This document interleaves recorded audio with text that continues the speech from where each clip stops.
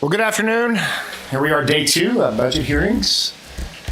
Got a lot of people here today, got a lot of important departments. They're all important, but the ones today are going to present some unique conversations. So I'm really looking forward to today. Welcome back from the honor flight, Commissioner Dennis.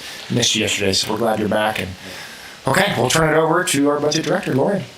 Well, good afternoon. We'll be hearing from the Division of Public Safety today. We'll be on page 205 of your binder. I'm going to turn it over to Rusty Leeds to start us off. Good afternoon, Chairman, Commissioners. This afternoon you will hear from directors of the Public Safety Division. There are 8 departments. And how does this work? There we go. So we have 8 departments, and just for an overview, in 2024, we are sitting at about 876.5 FTEs allocated. We're at about 773.55 positions filled, which is about 88%.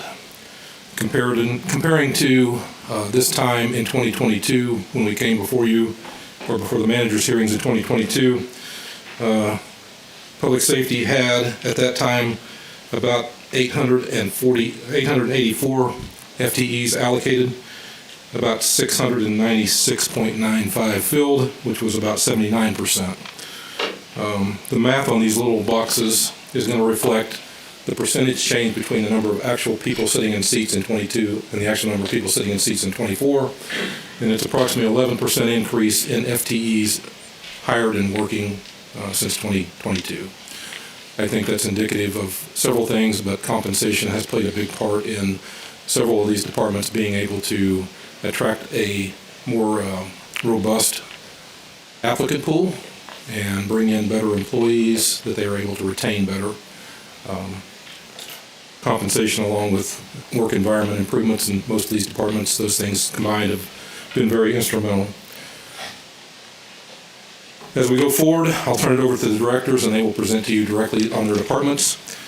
Just on the next slide, it will kind of give you, well, on the next page when you get to that, yet if you want to look through these later, there's a table of contents that tells you what slide to go to find what department. Of these 8 departments, the budget asked, the base budget is at $111 million, roughly, subject to normal annual adjustments. The 24 revised budget is $114,000 right now, or $114 million right now. And as these folks come before you and present, they will bring to you information and justifications for enhancements that they believe are important to the services they provide. They'll be asking for approximately $6.1 million in enhancements. And there's one revenue package that will recommend the Commission adopt and allow for an approximate $1.2 million in improved revenues, and that is through increases in fees for service by EMS. So the directors will go through their specifics. We're going to start off in the order that they're in the budget book, just to keep it simple. We're going to start off with the Office of the Medical Director on page 206, and I'll turn it over to Dr. Brinker.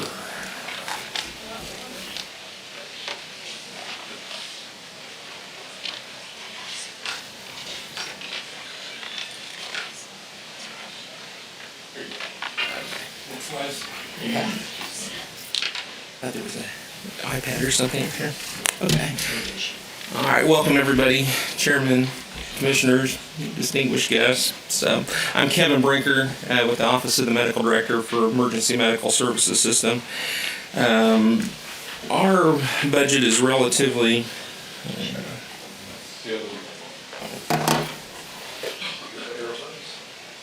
okay. There we go. Sorry about that.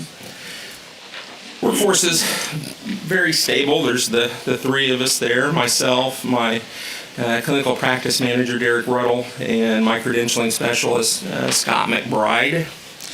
We've had no change since 2022 as far as personnel changes.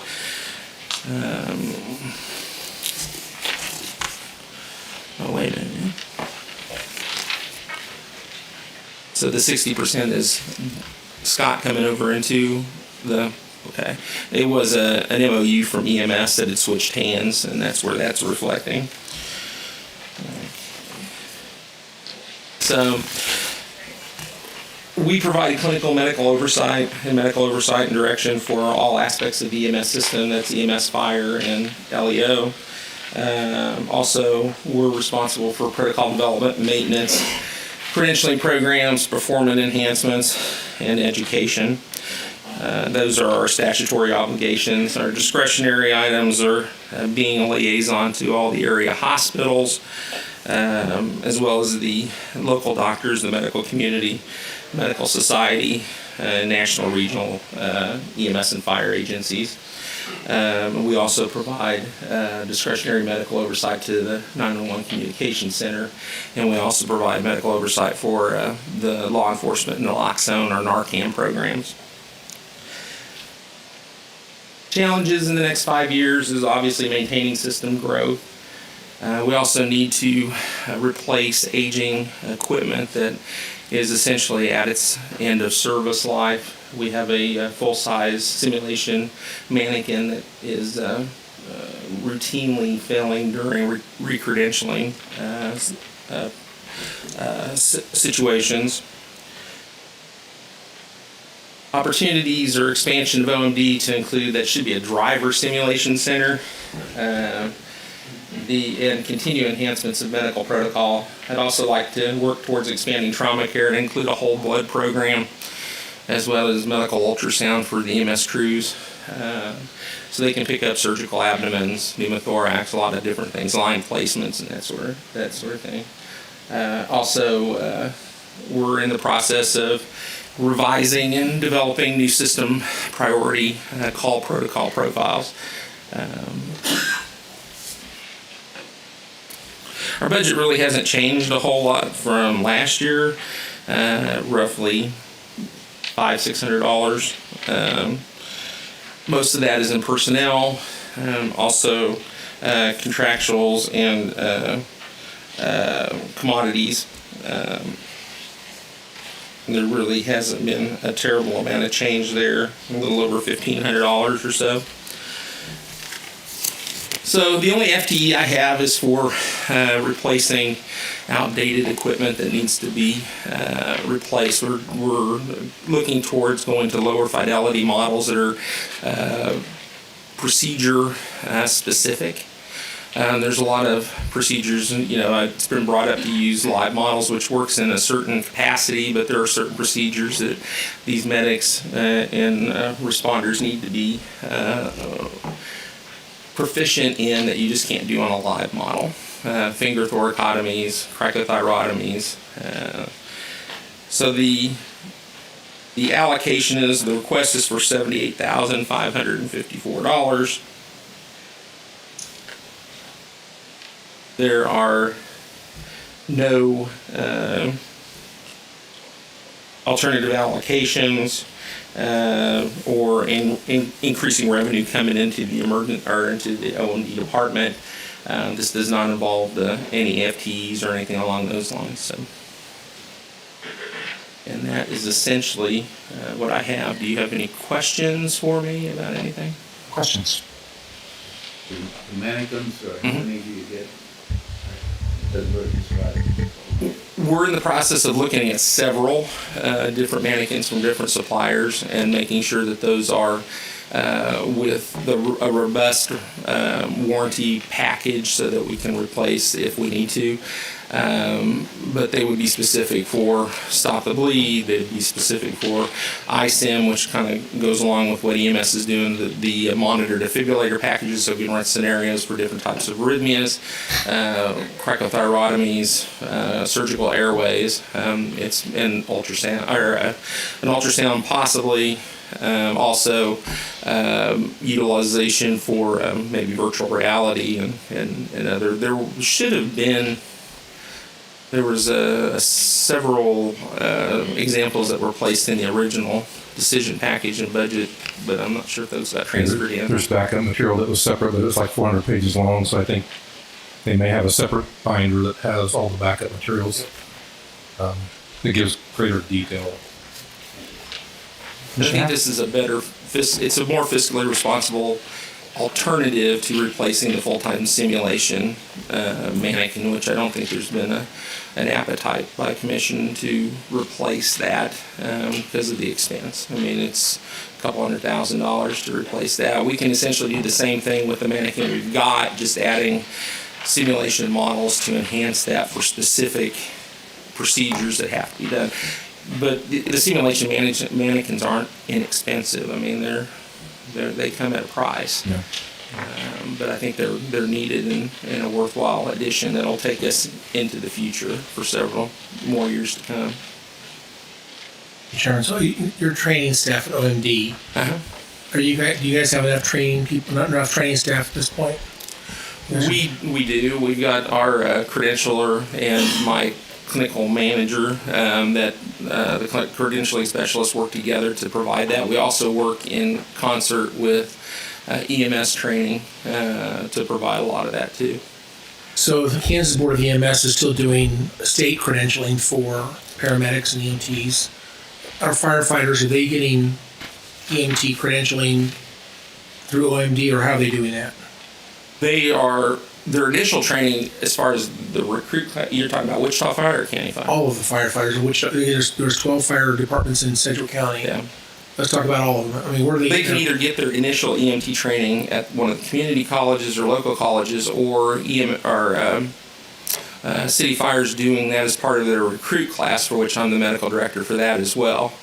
So they run, and then Deputy Director Hamilton Fuller may help us as well, because I think she does some of the testing for them as well. But they provide their own training, and then they do the testing there, and then we credential them. They're not using OMD through Sedgwick County to do any of the... They are using OMD for simulations when that time comes. They bring them in, and we work through the credentialing process with them.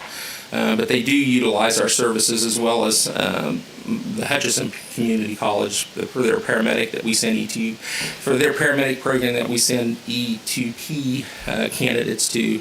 They use our facilities for simulation as well. I guess what I'm getting to is there was a while there, I think after Scott Hadley was in the process of leaving the county or whatever, a lot of the firefighters at that time they did not want to use Sedgwick County to get any type of credentialing. And so there was a time there we were not providing that, I think. And then I'd like to know what we are returning back to what I would consider to be the better model. We credential all the firefighters in Wichita Sedgwick County under the OMD umbrella. I think, you can correct me if I'm wrong. First, they pass the necessary college coursework, and they're licensed by the state of Kansas. Yes. And they have to relicense on a 2-year cycle. Right. In between, when it's time to credential, meaning that you're testing their skill sets to make sure that they are safe to work on patients, that's the credentialing part. And I believe that OMD has worked with the fire departments continually. I don't think there was a point that any of the fire departments stopped working with OMD to credential, in other words, do those skill Not that testing. I'm aware of. No, So they license every 2 years with the state, but OMD is providing the credentialing. And then Wichita Fire, County Fire, EMS all have, well, the fire departments have medical officers who do training in-house with their people. Right, and we meet with them once a month, all the fire medical officers, to ensure that that's all being taken care of. If there's a new initiative, say, like the cyano kits that were started, we did a train-to-trainer, and then they had their own.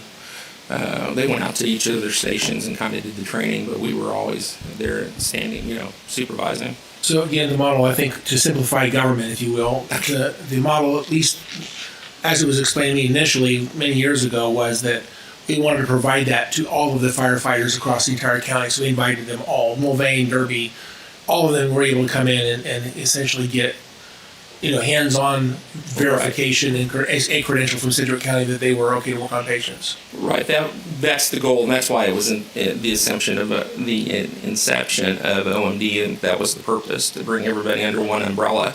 And we've done that. I'm not sure of an agency we don't have. We've looked. Spirit has recently contacted us, but we're still kind of in talks with them. There's been some, and then. But no, since I've been with the agency, there's we've credentialed and monitored system performance for all the agencies within the county. I may not ask this question exactly right, but WFD is doing some EMT They are. responders. I'm not sure if they're also firefighters and EMTs or they're just EMTs. I'm not sure which they are, but this is separate. They're not taking a fire truck. They're taking something other than a fire truck to a medical call.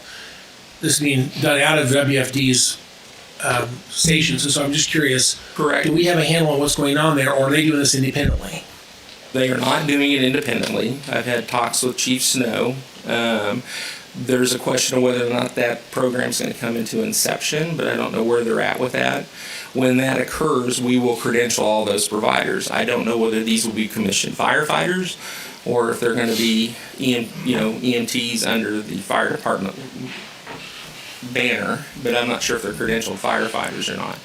As far as the credentialing, if they come on, we'll credential them and we'll make sure that they're medically sound. I guess my concern would be I want to make sure that their firefighters are still planning to do airway breathing, CPR, and They will. arterial bleeding, for example. The A, B, and C of life-saving skills that they would have as a firefighter, as a first responder, that they will continue to do that, and they're not intending to not do that as firefighters. That's our model for Sedgwick County. We need to make sure we protect that, so to speak. If they're going to change something, we ought to be part of that conversation. So That is being protected. They will do everything that they're trained to do, or it won't come into fruition, I would imagine. We need to make sure that they'll. That has not come across. What I get from fire department executives is that they're going to be a fully functioning first response vehicle, and will perform at the level that they're trained for and certified for. Whether that's. I guess I'm wondering why are they doing that when Sedgwick County EMS, if there needs to be an enhanced response vehicle that's not what we're currently doing, is more than that. Right. Why are we not providing that rather than letting some other government essentially create what they consider to be a shortfall? That may be a discussion that we need to have with EMS and City Fire. All right, thanks. So. My understanding that Wichita wants to reduce the workload on their firefighters rather than sending trucks and engines out on medical-only calls. Their solution was to create two-person EMT vehicles that would do medical first response in a certain part, in the core of the city. Firefighters would still be subject to responding to medical calls depending on call volume and the availability of those medics, but they're doing it as a alternative way to provide fire medical first response without using fire trucks and fire engines. But they have yet to actually launch that program because of internal issues with logistics on that. So I assure you we'll be a part of all the credentialing and certification. Very good. Other questions for Dr. Merker? For Lindsay, can we use ARPA funds instead of general funds to buy these? If we wanted to do it through revenue replacement, yes, but otherwise there's not enough of a direct connection to one of the other programs we're trying to fund that would make this eligible. It was something that I think it was submitted actually back in our original needs assessment, and it was something that was not determined it could be appropriate under our ARPA specific categories. But again, you'll be talking about revenue replacement before too long. Good. Dr. Brinker? Thank you, sir. All right, thank you all. Thank you, Doctor. Housekeeping, there's Logolette cookies back there if you need sugar. Any typos that do come across in this is the fault of my administrative assistant, just so you know. Tried to read them all out. Dustin did his best to fix my mistakes, but I think it's mostly pristine, but you'll find a few. It's fine. With that, Laura Forshee will step up and take the microphone for emergency communications. Hello, Laura.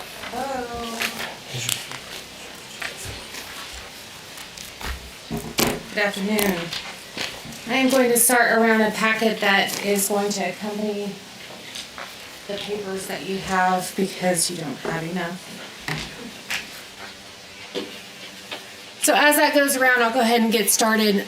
Excuse me, Laura Forshee, the Director of Emergency Communications. Starting out looking at our workforce strength.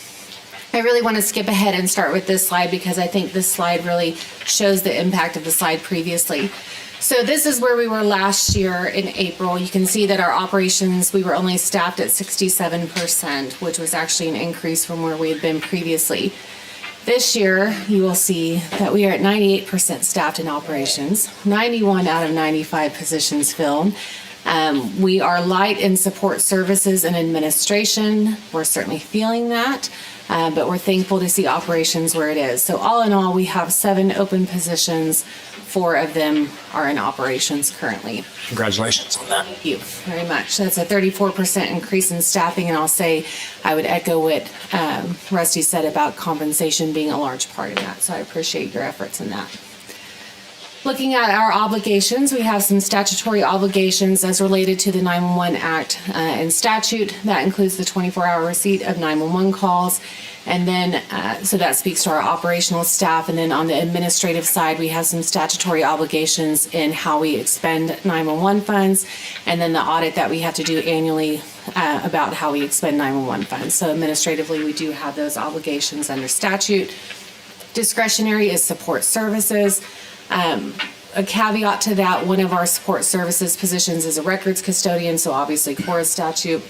We process a lot of open records requests, but then we also have quality improvement, training, radio shop, all under that support services or under the discretionary areas of our department. So looking at some of our challenges and opportunities in the next 5 years, we are working on a different model of staffing. We'll talk about that in the decision packages, but that is the much discussed discipline-specific dispatching model that we are working to move toward. That dispatching model allows us to really enhance what we're doing at the console, and again, we'll talk more about that. We also would like to pursue accreditation next year. That gives us an opportunity to enhance our system and instill confidence in the 911 system for our community. And then as staffing levels continue to be maintained, while we are still looking at recruitment as a big piece of that, but retention is really where we're focusing now. Currently, the average tenure for operational staff is 4 years, with the median tenure being a little over a year. So to say that the staff is very new and very green is an understatement. So our goal in the next 5 years is to see an increase in both those numbers of the average and the median as we work to retain the staff that we've brought on board. So by fund, we have a little shy of $9 million in our general fund. Most of that is personnel, and I say most. I think there's less than $100,000 that's not personnel out of that. Our personnel costs are what make up that general fund piece. Our 911 tax fund is about $3.2 million. The decrease in that is simply from a budget package that we had pulled out of reserves last year, so not to be alarmed in that we're not seeing a decrease in our 911 tax funds. In fact, with recent legislation, we may see a slight increase in that. Not that the tax fee is going up, simply that more of it will be funneled down to us instead of sitting up at the state and the grant fund. Our grant, that's the grant that we have for the radio encryption that we received this year, that we're working through that encryption process. So that speaks to that miscellaneous grants and leaving us at a slight deficit again because of that decision package from 2024. I don't know that I need to go line by line through this. You've got it. So here are our decision packages. Our first one is the employee development team. So currently we have 2 quality improvement specialists that we have positions allotted for. We have borrowed positions out of operations previously to supplement that team, and we are wanting to have this team fully staffed and under a different model. So this employee development team will review calls, which is what the quality improvement specialists do now, but we really want to make sure that we are not just collecting that information on those reviews, but we're putting that into action in ways that are really tangible for change within the department, and most notably for employee support. So we want 2 people per shift assigned. They will work those shifts, and that allows them to work very closely with the employees on that shift. They would provide squad trainings during the squad meetings that happen every day pre-shift.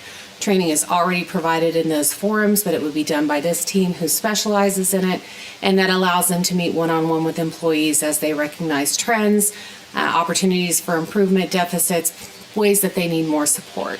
Currently, the 2 in this position, and again, we have 2 staffed in it, They work Monday through Friday, 8 to 5. I think having a more robust team, having them on their shifts allows employees to have somebody there to provide that training more regularly during their scheduled time, knowing the nuances of the shifts, the personalities, being able to have a better connection and better support system in place.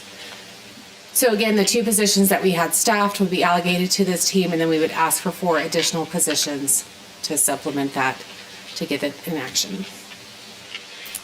The next one is discipline-specific dispatching, and that's going to be the handout that you have there.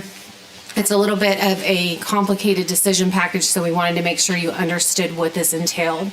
So the price tag on this, and you'll see beyond the handout, there's a new decision package with some better numbers attached to it.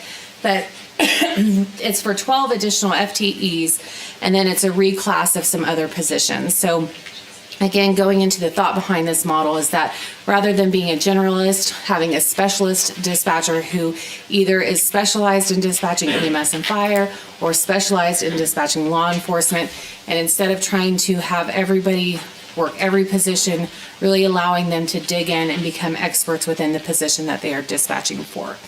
So in this model, we would have dispatcher ones, which would be our entry level, brand new dispatchers in whatever discipline they're dispatching. We would have a really robust training plan that's supported by that employee development team. So within that first year, they have increased training opportunities, support, analytics on what they're doing, evaluation on what they're doing, and just making sure that that first year, when everything is really new, is very supported in that. After year 2, they would be eligible for a dispatcher 2 promotion, which means that they have displayed a level of aptitude to reach that level. And then after that, then we have dispatcher 3s that are our trainers. They are our subject matter experts. They are our critical incident dispatchers. So if we have a big SWAT call out, thinking back to when Deputy Etheridge was shot, and we had multiple channels working. It was a very intense situation. Having a very highly skilled and trained dispatcher working those events helps those to go that much more smoothly. And thinking about large fires that go second and third alarm, same thing. Mass casualty incidents, having those dispatcher 3s for that. And then again, those would be our trainers. Day to day, they're sitting in the comm center providing that support to staff. We have 2 supervisors typically in the room, but they're managing a large room of people. And they also have tasks to do notifications, things like that. So if I have a question while I'm mid-dispatch, mid-call, whatever, trying to get the attention of a supervisor can be challenging at times. And so having these subject matter experts embedded in the room throughout our staff would be helpful for that. So again, it's 12 additional positions. They are at a dispatcher 3 level, which again is a new position for us. Then it is the reclassification of 8 more dispatcher 2s to dispatcher 3s. That would make a team of 20 dispatcher 3s within our staff. And then there is the reclassification of the 2 current quality improvement specialists, because they would be at a dispatcher 3 level. And then there's the reclassification of 12 supervisors to create that step up from dispatcher 3 to the supervisors. While we would add on 12 new positions at the dispatcher 3 level, that would allow for backfill into the call taking piece of that, so that we weren't just moving call takers up into those positions and sacrificing the growth that we made at that level where we are consistently now meeting that 90% of calls answered within 15 seconds. So again, if you look at the handout I provided, it kind of outlines how that progression goes and where those positions would be within our staffing table to fill that model. And there's just a quick view of it. So on that breakout of what that decision package looks like, I wanted to make sure you had this visual of from the cost of that, how the majority of it is those 12 new positions, and then there's a piece of it that is that reclassification of the 2 QI positions, the supervisors, and then the reclass of the dispatcher 3. Okay. All right, the next decision package is fire station alerting. This is our second year coming to the commission asking for this. Our previous price tag on this was $2 million. We have lessened or lowered this to $1 million because we had some recent information from the Wichita Fire Department that they are going to start handling their own fire station alerting infrastructure and purchasing that on their own. And so our goal is to, they have funding to purchase it this year. Our goal is with funding allotted to us to come behind them, hopefully with the same vendor, and piggyback on that contract to provide station alerting to our Derby fire stations and our Sedgwick County fire stations. We provide station alerting from CAD all the way out to the station, to the amplifier in the station and the speakers, wiring, things like that from there up to the individual stations. Again, the City of Wichita moving forward will handle everything from CAD out. So this would just be for Sedgwick County Fire Department stations and then Derby Fire Department stations. And then we have emergency fire dispatch protocols. If you remember, we have emergency medical dispatch protocols currently, which is what on medical calls, what drives the priority of it, what helps us to determine what pre-arrival instructions need to be given, like aspirin for chest pains and opening airways, things like that. That same vendor provides emergency fire dispatch protocols. We have gone and seen this in action several years ago. This has been something we've been wanting for a while. It creates a lot of efficiency in the fire call taking process. The other piece of it is that fire calls are not a high level or a high volume of calls for us. The majority of the calls that the fire department responds to are medical calls where they're first responders. So true structure fires and fire emergencies are not very frequent. And so for our staff, especially at that entry-level call taker position, having some more structured protocol-driven fire call taking software available for them helps to increase their efficiency and decrease errors that happen in that process. And then we have our accreditation manager position. Again, we are wanting to become accredited in 2025. There are several accrediting bodies that we are looking at, but really we have learned from those in the industry and from our partners who have done this that you cannot achieve accreditation without either going crazy or having an accreditation manager. Really, we are very operational heavy in dispatch. At 911, we are not support service or administration heavy. And so having somebody to manage that, it's not anything I can manage within my capacity as director, or for example, Elena as deputy director. We would need somebody to help with that. This position not only would help with the accreditation process, but developing new protocols that we would learn through accreditation, training on those, things like that. So all in all, we're asking for a little over $3 million. Is it? Nothing. Okay. Any questions on any of that? Thank you for walking us through that. There's a lot there. Any questions for Laura? Fire away. Pete? Commissioner Meister. Laura, the accreditation manager, are those readily available to hire? I don't know in our community that they are. It's a position. It's a within public safety. Fire departments, EMS, law enforcement, and dispatch. It's a common position to see on a staffing table. I just wondered. See the position is it? If you put that out for application, you get like 5 people wanting to do that. Well, I think that when we go to put that out, that we will need to do some probably national recruiting on that, because again, if we're wanting somebody that has experience in it, we're going to need to woo them from another agency. Well, I agree. I'd like to support the eventual accreditation of the department. And steps are, if that's the most important or not. We really, part of the first steps is finding out what is involved in the accreditation process, and we have dabbled in that and have looked at that. But even thinking of CALIA, for example, which is a law enforcement accreditation body, our accrediting body, and because the majority of our calls are law enforcement calls, that is one piece of it we would want to pursue, and they have one that's specific to dispatch centers. Even to get into that process to see what it's about, it is a large binder of material to start to go through. It's a lot of, they are very very in depth on their accrediting process. They look at everything, how long you run your generators, when you test them, what your backups are, everything. And so somebody even has to look at what we need to do to get accredited. So yes, the person is the first step. Is the binder larger than the budget binder? I think it might be, and it costs money it's not even, you can't even get it for free. There's so much to it. So yes, Sure. But having that person first and foremost to even start digging into it is the first step. basically, where do we differentiate? Where's the dividing line between what the cities provide and what we provide? For example, the fire alerting system that you want $1 million for, that's going to go into the fire stations. We don't buy the radios for them, do we?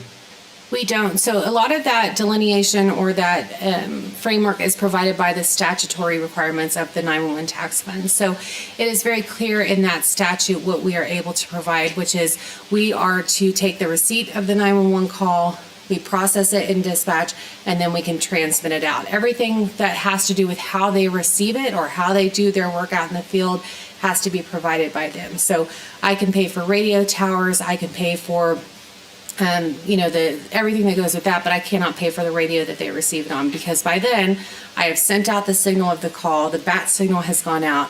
How they receive it is up for them to fund and pay for and determine how they want to receive it, what kind of radio they have, things like that. Similarly to the fire station alerting, I send the alert out, or 911 sends the alert out, it hits the station. At that point, they have it. How they want to receive it from there is up to them. So if they want to have 3 speakers in the station or 2 speakers in the station, if they want a dynamic, there's like dynamic alerting where it ramps up, a cardiac friendly alerting, and if they want to do that, they can do that.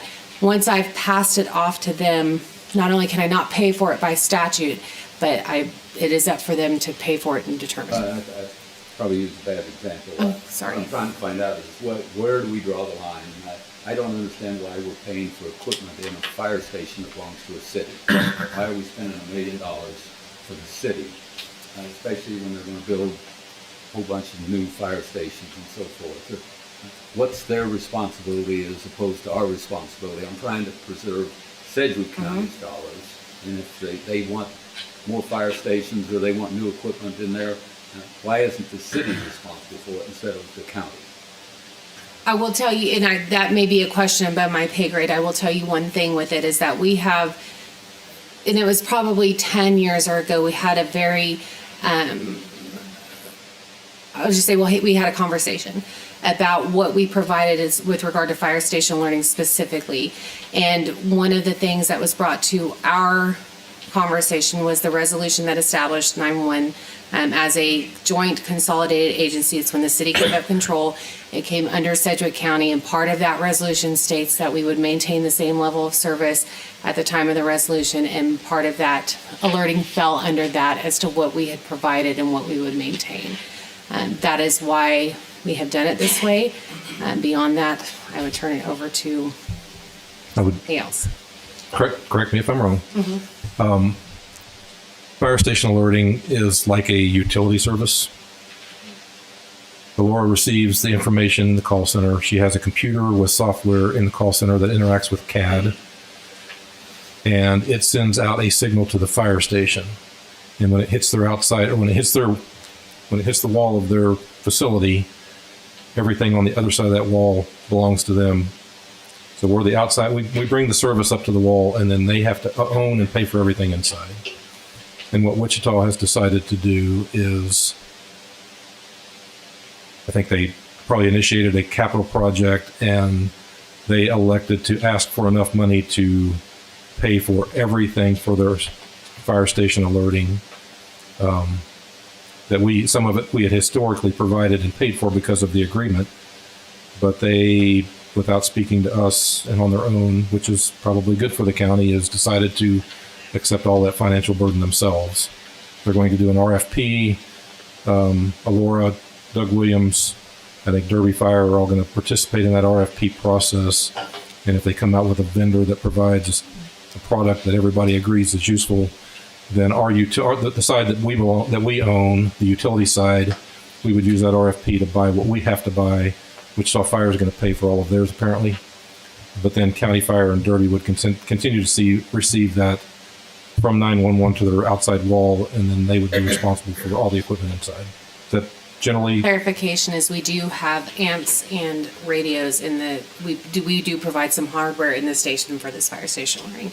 Moving forward with the model that Wichita Fire is going with, they will provide everything outside of CAD, which is ours. But as they keep expanding the number of fire stations, we need to include something in here to keep up with that. Not according to their current model, which is they would pay for everything on their. I'm fine with that, don't argue with it.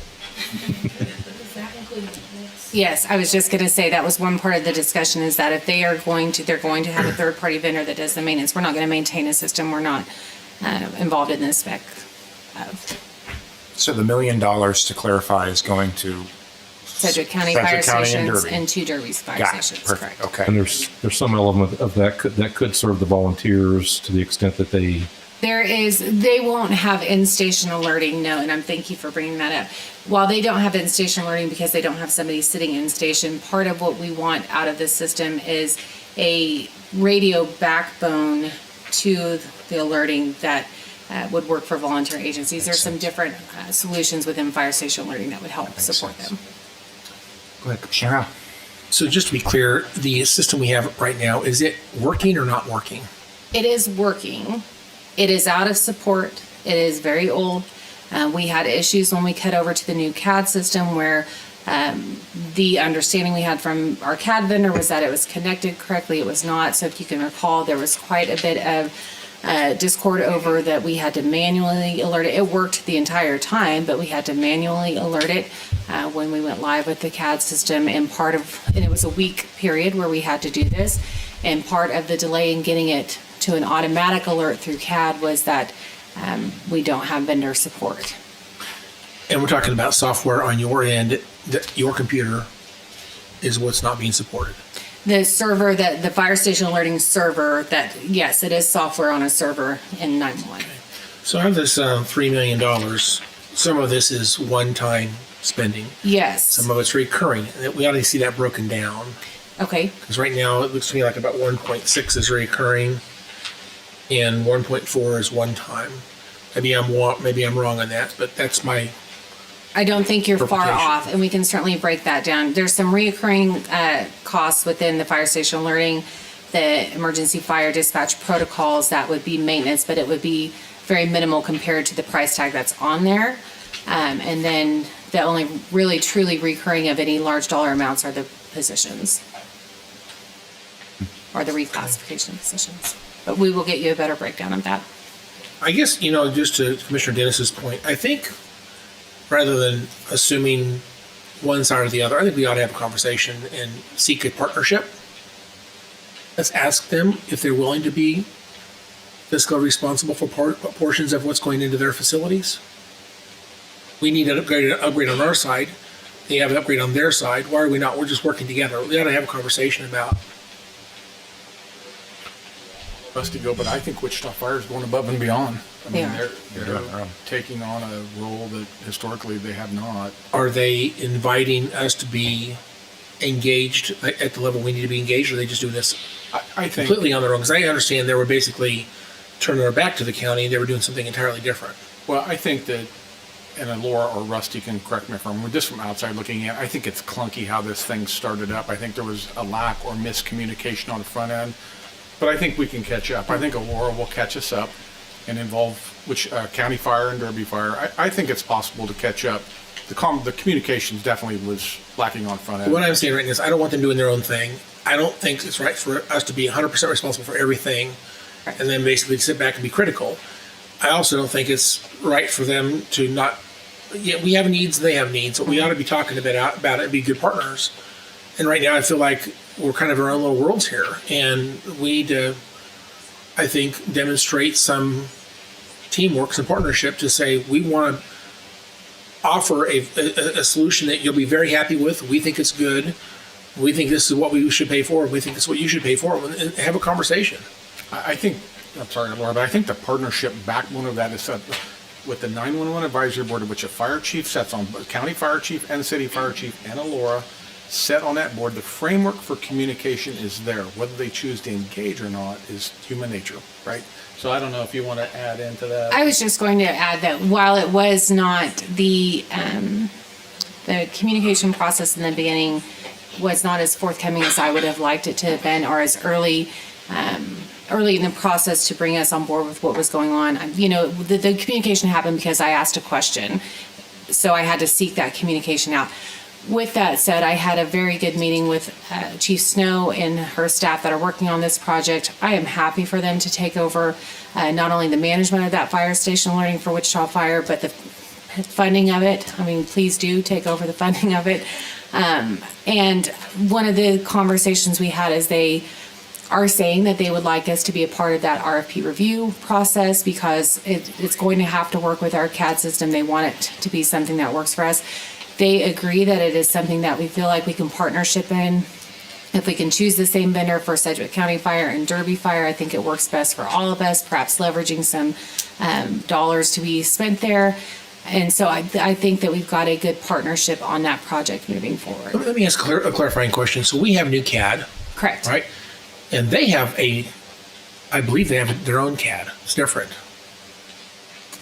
They've got something, I don't know much about it because I don't get told anything. So this is one of those things where we just make a point here. The county wanted to work with the city and do a joint purchase on upgrading our CAD. They fell apart. They do it their own way. They're RMS. They're RMS. Okay. Sorry, yes. Thank you Sorry, very just much to for clarify. Yes, sorry. RMS, but I don't know if this is. I guess it's not related to that. Then never mind. Well, it's, yeah. I guess what I'm saying is we keep talking about consolidation and getting along and partnering up. This is one of those things where it's just not going well, and it hasn't gone well in the past. And again, I don't know what's going to take to get us on the same page, but this is one of those. I think what you described is us as getting along and all that stuff. That's great. I guess my point is this is demonstrative of conflict that shouldn't be there. That's gone on for years, and now we're trying to solve it because we have a budget item in front of us, and I don't know we've actually solved. I don't think we've actually got a total agreement from them exactly what we're supposed to do, what we think they're going to do or whatever. I don't think we haven't resolved everything just yet, and I guess the RMS is such a disappointment to me that we did not solve that before things got out of control. And again, this CAD thing, computer aided dispatch is such a great thing in the 21st century. We should be doing that, but we ought to be supporting a one solution for the entire county. Everybody should jump on board that. That's where we ought to be headed. Everyone should be on board. Thanks. All right, let me flesh out a couple more questions on this fire station alerting.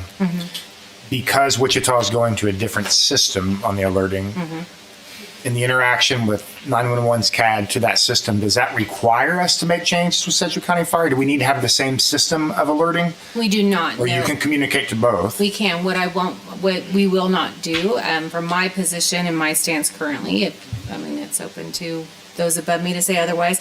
I'm not going to pay for an interface to another system. I'm not, Okay. If they want to bring on another system, it's for them to bring it on and end-to-end finance it. Understood. And so. That's very consistent with how we've dealt with the RMS issue. Pay for your own interface, we're not going to do that. So that would be very consistent with how we've dealt with police back in 4 years ago. But having said that, it's more complex than it needs to be.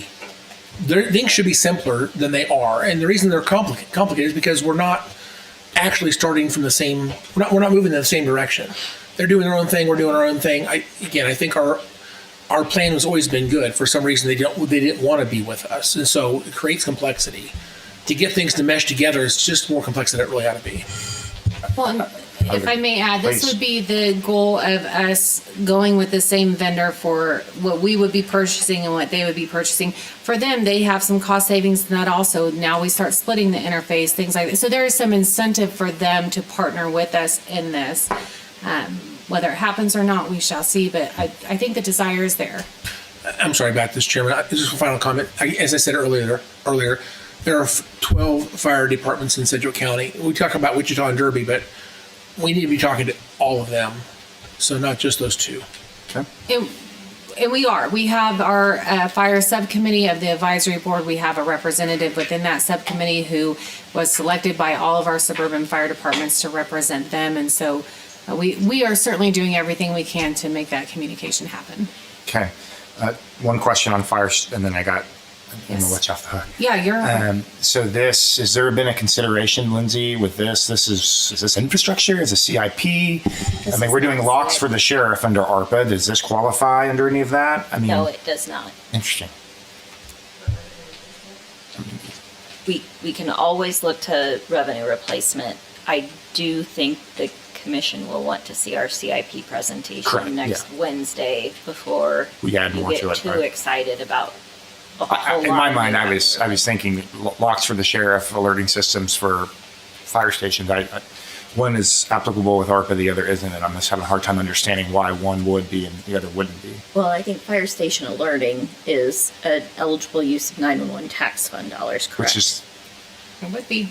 So there would potentially be, if this is something the commission wanted to look at, the problem becomes we can't do CIP for facilities that aren't ours. sure. And so that's where I think the complexity of this would. Is this, now I know this was a 25 budget discussion. Is there any merit to the conversation to try to get this through 24?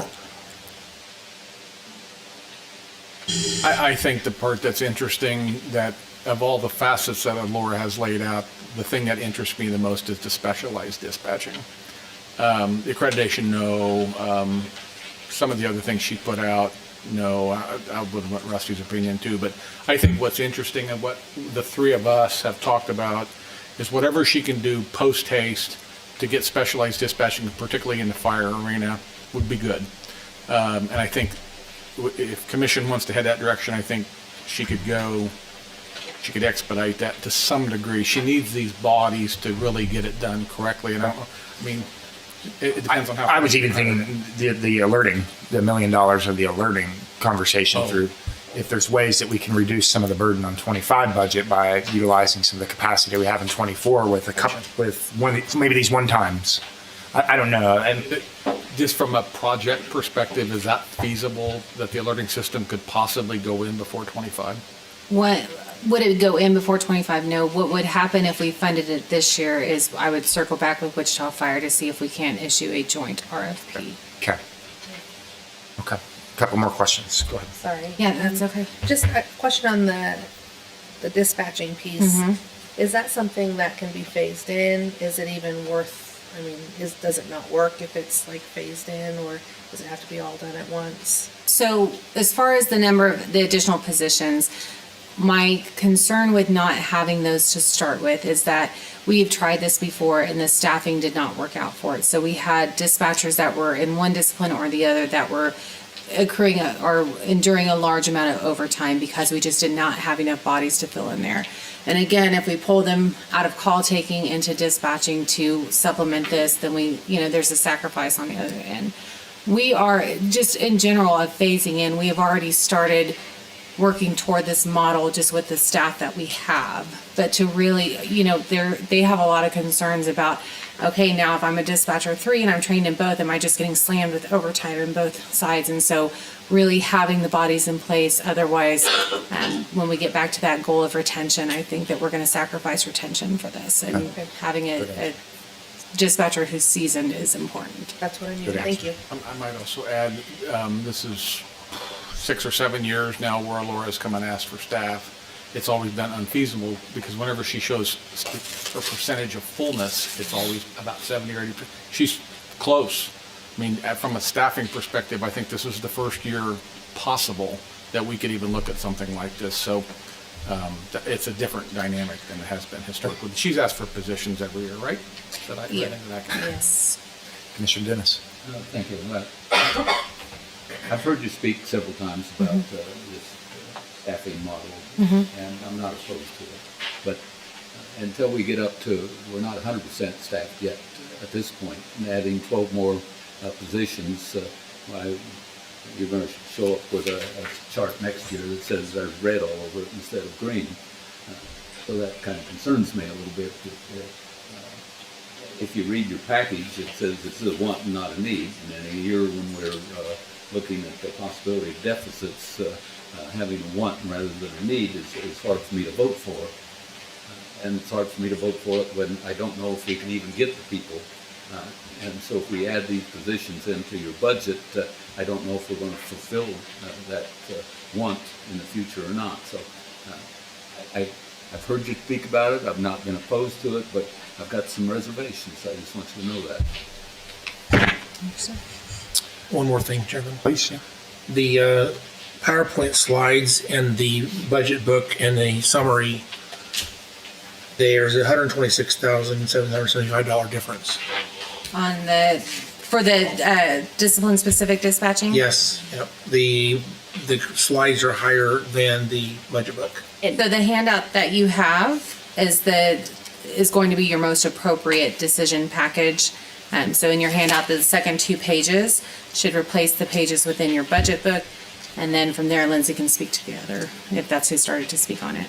Okay, so I didn't see you hand out extra pages. It looks like this. Oh, that's it. Okay. If you go, so I'll just point out the difference between what's in your budget book versus what's on this packet. If you look here, before it was just the cost for the additional 12 positions. Now it includes the additional costs for the reclassifications and other things that were proposed. So it's a more comprehensive figure now. And so that was continuing to work between the manager and this session. That's why you see Since that this whole difference. print, you'll make a permanent change here. Thank you. Okay. May I say one more thing? I'm so Please, sorry. of course.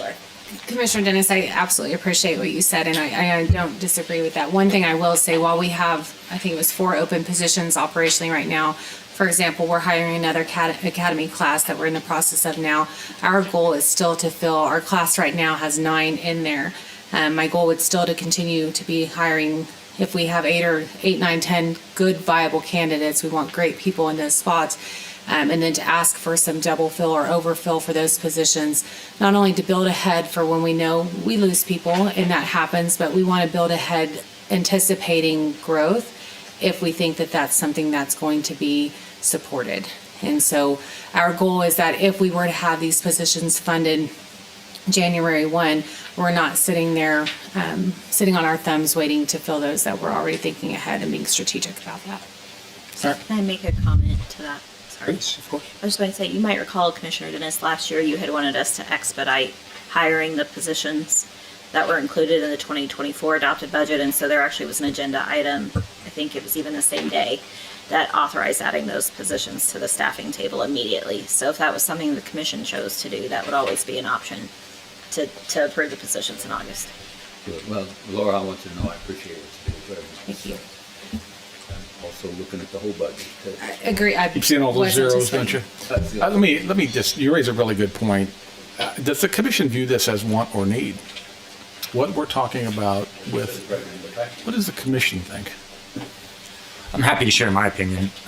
I see it as not just a need, but a desperate need for a lot of reasons.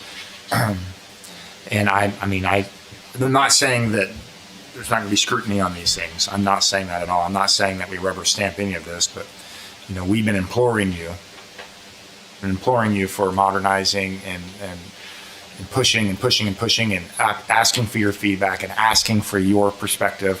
And this is your perspective, and this is the model that you want to roll into. And I think I'm speaking from my seat and my perspective only, but I'm trying to find a way. I'm going to find a way to yes, because I think from a community angle perspective, if we can't get this right, then nothing else we're going to do is going to make a lot of sense. So that's just my perspective, Tom, on where my head's at on it.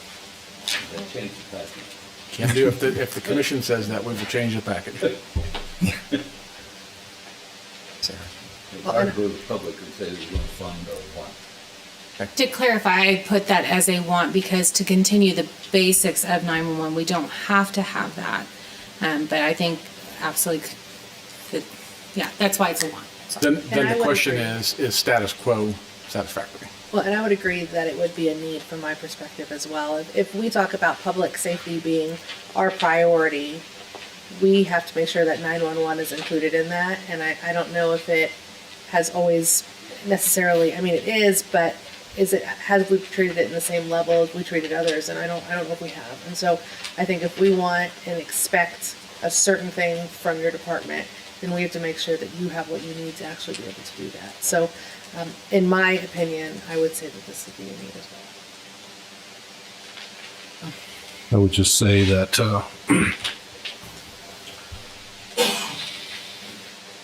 if you take into account what the expectations of the consumer are, and the consumer is both internal and external, it's the public safety entities across this county that utilize 911, and then it's the citizens. The level of participation from citizens varies. Sometimes it's 6 voices that amplify and sound like a crisis, and sometimes it's much more. But the bottom line is we've been pretty status quo. Aurora's come and asked for positions.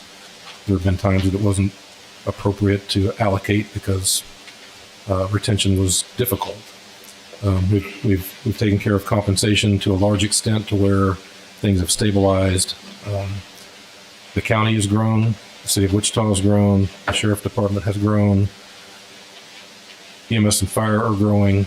The number of people utilizing that service continues to grow, and 911 has stayed fairly consistent. The fact is, we're a large urban county, and 911 needs to grow into that to be able to provide the service that's expected, so that the administrative team over there and the people sitting at the microphones and on the phones are not taking the abuse from certain members of the public and certain members of public safety, indicating that they're somehow incompetent or incapable, when in fact they are. They just need support to bring them up to the same levels of expansion that others got. You got Wichita Fire asking for 100 firefighters. There's no way that her staff can keep up with call volumes and radio traffic when other agencies are growing and they're remaining stagnant. So I think it's necessary, if we're going to continue as a county, to provide that service countywide for every city in the county, and all the county departments that use that service. We got to see some growth. Appreciate the perspective. Laura, thank you. Thank you. Appreciate it. Lorian? Oh, go ahead, Rusty. No. I was trying to figure out who's going to announce the next and what page number it's on. The next is emergency management, page 231, and Director Julie Stimpson will work through theirs. Hi, Julie. Good afternoon. I saw some frail faces, so I'll give a moment here. Been busy with the weather lately? A little bit, but we've been fortunate. Not as busy as some of my colleagues have been.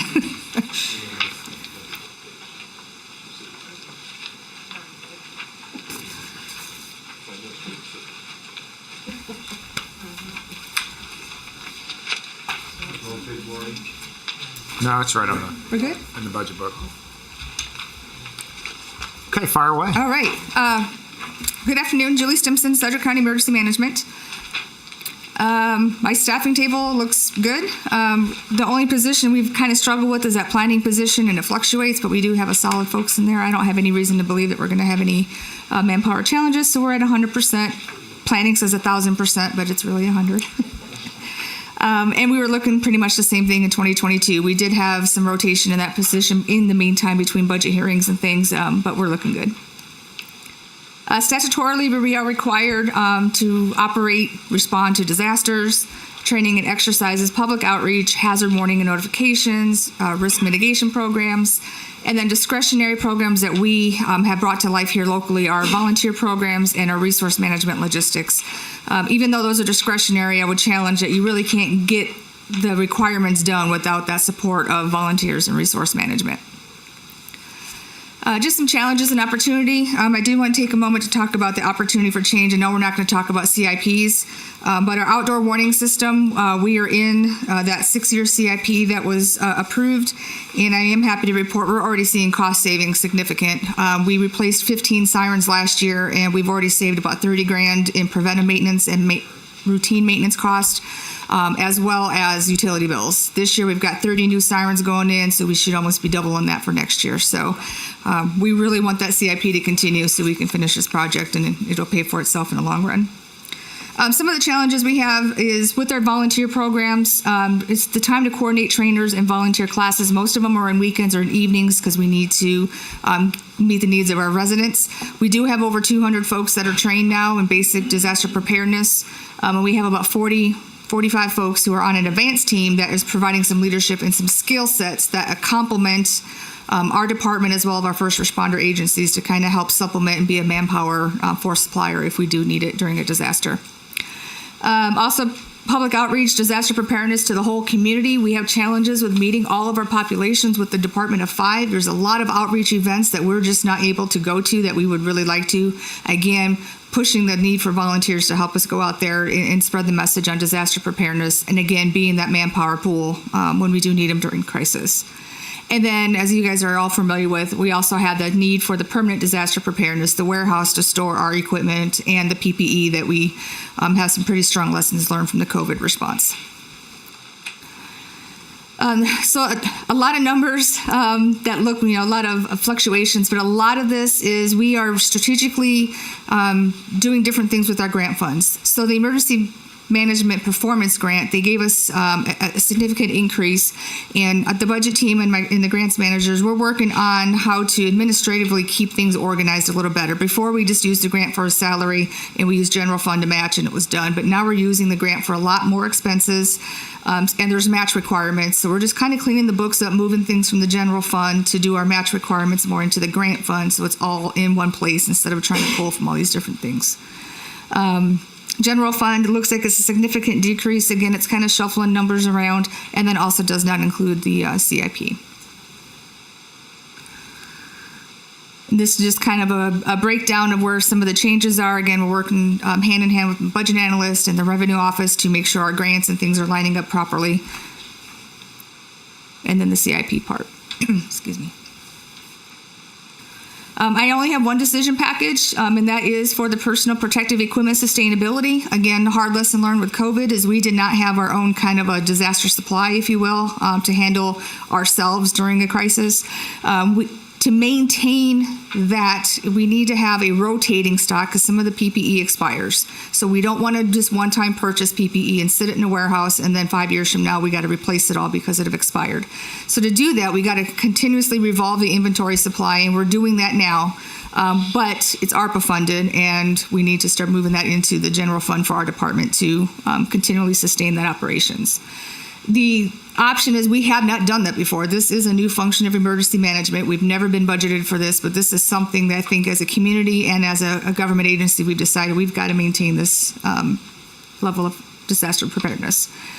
So the request is for the $125,000. It again keeps that revolving supply of PPE. And then again, we're going to be looking through the warehouse project that's in the works with some other grants. So total cost or total ask is $125,000. That's actually a reduction in what we were looking at. This is actually an average over the past several years, with considering the peak of COVID, how much we were spending in PPE versus now we're kind of on normal operations of what's that cost. That 125 is pretty much normal operations because we already have that 90-day supply on our shelves. We're just continuously rotating, if that makes sense. Short and sweet. Open for discussions or any questions. One quick question. Each year we've been working with McConnell trying to get your building, but I haven't heard where we're at with the letter or where we're at with discussions of McConnell, or I don't have anything on my calendar that I'm aware of. Yeah. So trying to figure out what we're doing to make sure that we're not rushing at the last minute. Yes, sir. So we've actually already had several planning meetings. I'm actually meeting with some of the folks to present this project next week. And I'm not sure who the commissioner is or commissioners are, but there is a meeting scheduled with the installation commander at the end of May. Okay. Yes. Is on my calendar? Yes. Yep.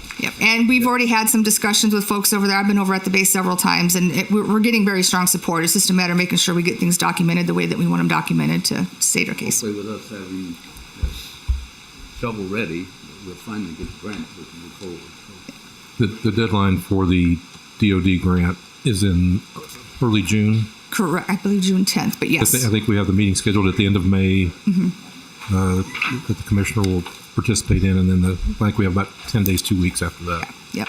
And I got to give kudos to Carrie and the grants team. They've been on this. We've been meeting and she's been on top of us, making sure that we're meeting all the requirements. So we're not doing things at the last minute, and we're doing things right.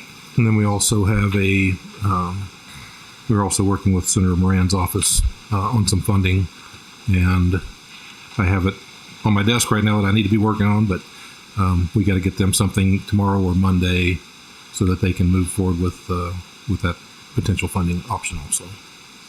Julie's been working on that this week, and we hope to have that to them in the next few hours, today, tomorrow, or Monday at the latest. So. Gabe, or whatever his name. We will be, yes. Just for my own, so the 125,000. What is the value of your current inventory? Is it? Oh gosh. 500,000? think it's 3 or 4 million. Really? Yes, it's up to quite a bit. 3 or 4 million, and 125,000 is going to allow you to. Because not everything expires. We're rotating the things that expire, the gloves, the masks, but some of those things just, yeah. How much is that? What's that value? Oh, I don't know off the top of my head. I can get that for you though. Yeah. But that's. If Kenji was here, he'd spitting those numbers out. He definitely knows those finite details. Well, since we have that somewhere, is it in a warehouse that we currently own, or where is We it? are still borrowing the city of Wichita's Rounds and Porter warehouse that we originally went into when COVID started. That So was I'm supposed to be a 6-month thing, turns into multiple years. I don't know if we have a complete plan right now for the 2 outbuildings at the new election office. I'm just curious if a portion of one of those buildings would be available for, again, until the emergency management building is built. Assuming that we get that grant. And if we don't get that grant, I would like to have a conversation about changing the plan. I'm not sure we need a public drive-through necessarily as part of that building. It's a nice to have, but if we're paying for it with the local tax dollars, I'd probably trim that piece off personally. The warehouse may be needed, but again, if we have warehouse space in the county, then that building, the number one purpose of that building is to replace what you have over here on Main Street. That's the first thing we need. And then after that, storage of PPE is we'll do it the best we can, but I don't know if I want to use tax dollars from here to do that necessarily. If we have another solution here, that type of thing. So I'm just wondering, is there a plan at the new election office on those 2 outbuildings? Are they completely planned up, or is there some opportunity there? That I don't have the answer to. I'll speak to that. And Tanya can, if she wants. Kenji and I went up and looked at the outbuildings at the new election office, and the intent is to vacate Rounds and Porter at the soonest available opportunity, which is about June of next year, 2025, when we're available, when those buildings are available.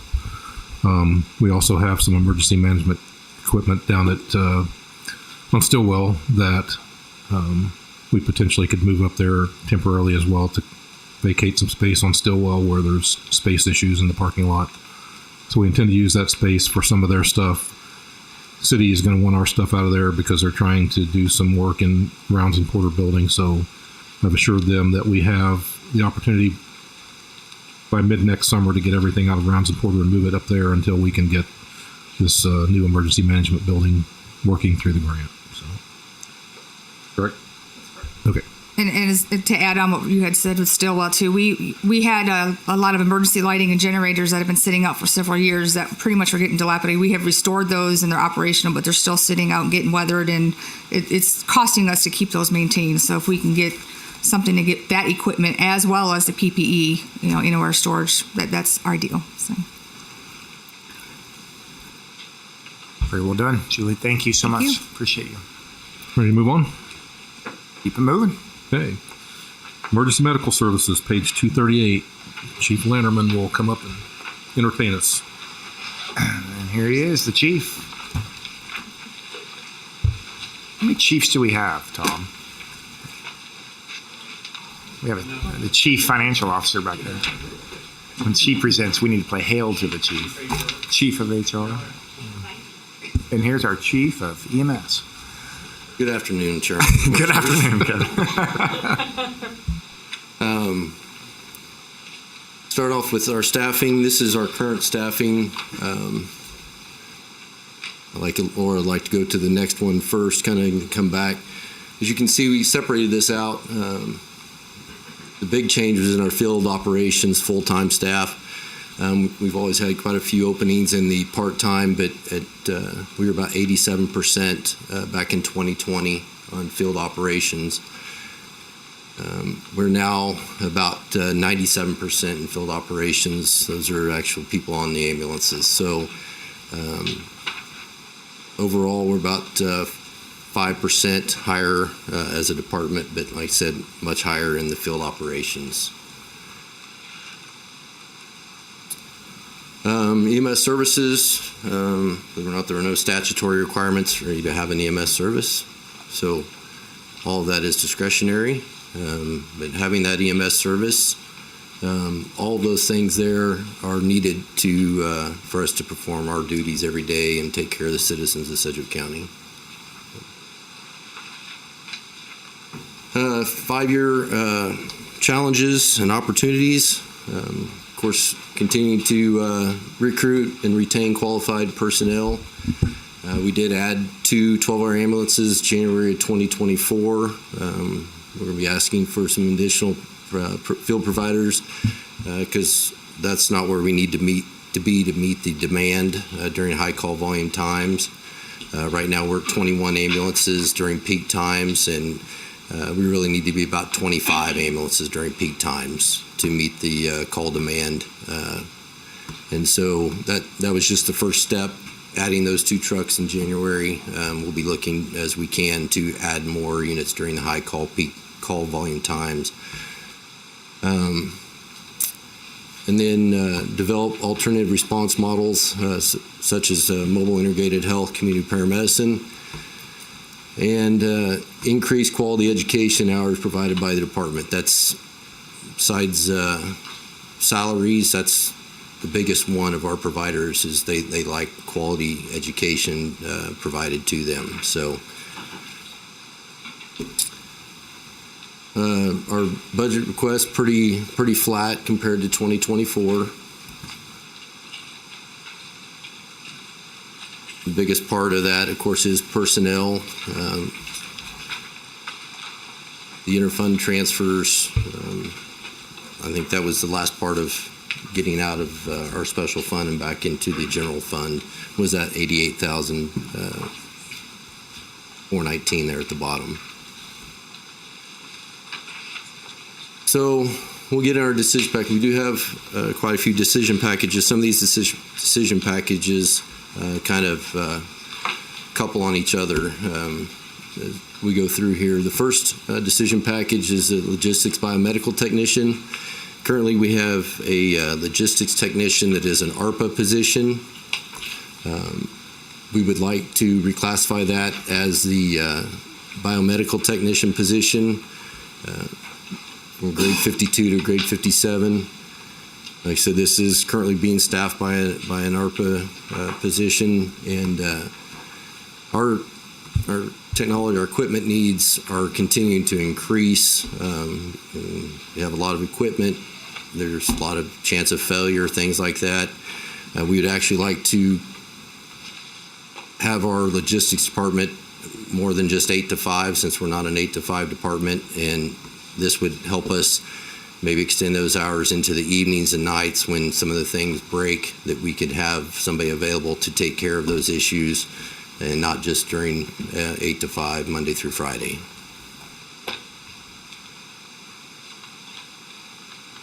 The second decision package is for the 6 full-time EMT positions. We asked last year, like I said, staffing was not near as good as it is now. So we're asking for these 6 positions again. These would be primarily vacation relief positions. We have people sick, vacation, extended leave, that these positions would help fill those positions, especially on our second and third shift where it's difficult to get part-time personnel to fill. This would give us 10 EMTs. That's where we want to get to in the department, that we have 10 EMTs in the staffing table. That would also help us continue the E2P program that's been very successful. We have 3 more graduating this August. We're going to hopefully get at least 3 more in the program that starts in August. So that allows us to evaluate those personnel and have a competitive process to go through to get those E2P positions for our EMTs that want to become paramedics. So along with increasing units on the street, we need vehicles. I don't know if you remember, I think it was last year, I told you to get to 25 units on the streets. I really needed 6 ambulances increased into the fleet. This year, through our equipment reserve fund, we were able to order 2 ambulances as demo models that will hopefully be completed within this year, instead of waiting the 3 to 4 years that it normally takes if we order ambulance the normal way. This ask is to also increase the fleet by 2 more and to also utilize that demo model for next year with our ambulance manufacturer, that we could get those within the year instead of waiting 3 to 4 years. He's allowing us 1 to 2 ambulances every year if we need it to do demos. So that would be nice. The thought process is to get to those 6 ambulances we need. We could do it over a 3-year period here. Still have the 6 ambulances in our possession within the same time frame it would take if we'd have just ordered 6 ambulances last year. And it takes 3 to 4 years for them to build. This year we could get the 6 ambulances within that same time frame, but spread it out over 3 years. So. The next decision package is 1 FTE for a paramedic for mobile integrated health.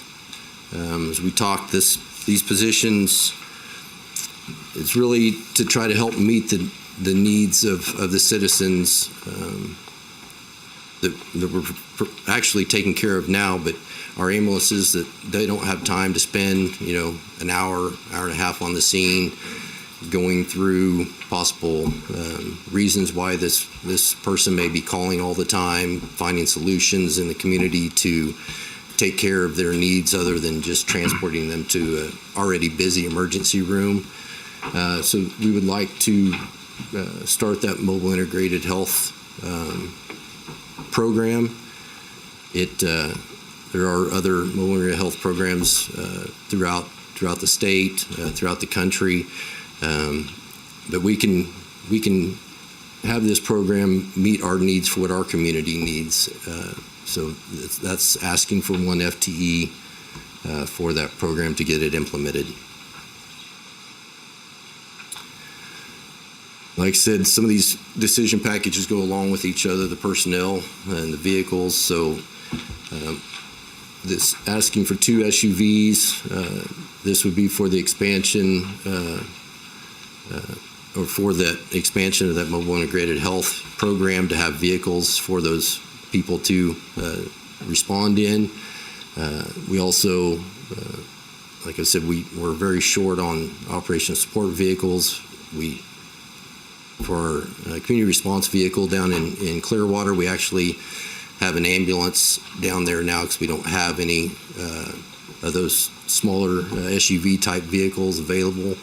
So they're actually operating out of an ambulance. The one out in Cheney is out of service more than it's in service. We're having to utilize other vehicles, ambulances out there also because it's needing replaced. So this gives us a couple more vehicles, a couple more spares, spare vehicles. We don't have any spares for our district chiefs. If one of their vehicles breaks down right now, they have to borrow from logistics, which that means logistics isn't getting taken care of, supplies aren't getting delivered. So that's the ask for these 2 vehicles to expand the fleet on those operational support vehicles.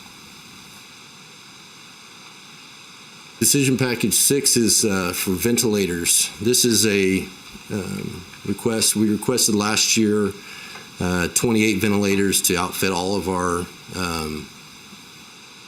frontline vehicles with ventilators.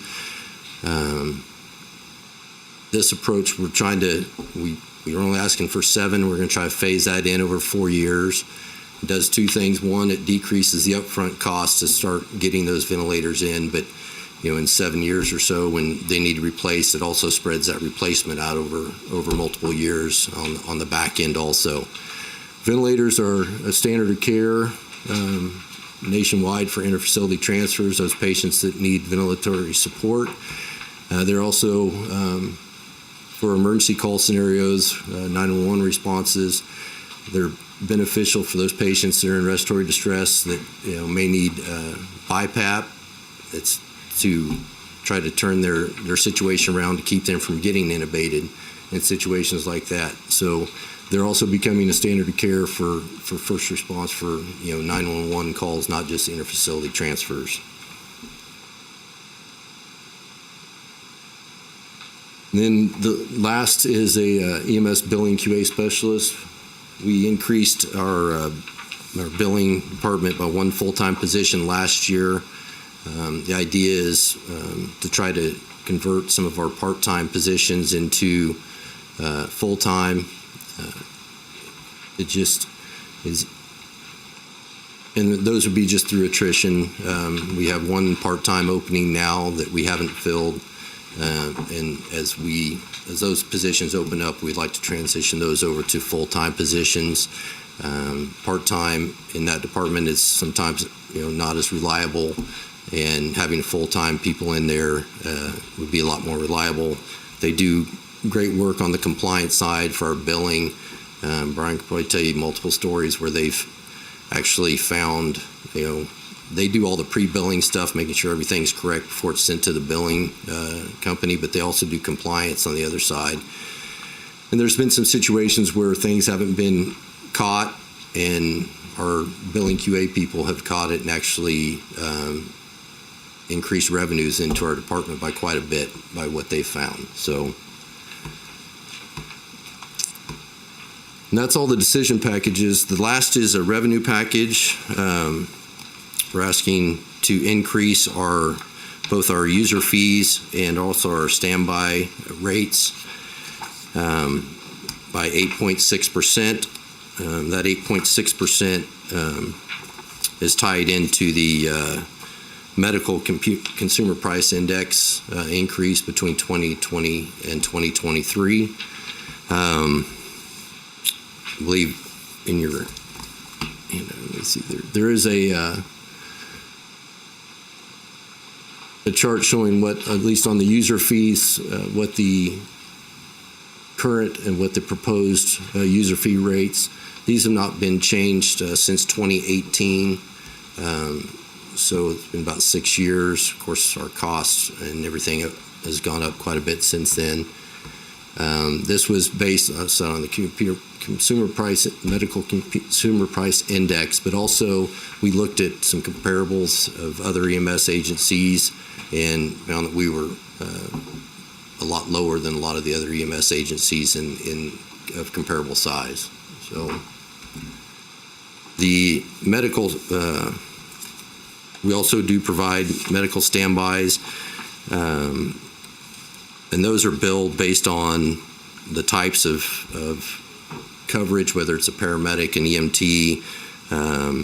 Some of the events need supervisors there because we do incident command at some of the large scale events where they need gators or any kind of specialized equipment. So those are we're asking for about a $5 increase on those services, and that's about a 1.2 million, close to $1.2 million projected increase in revenues.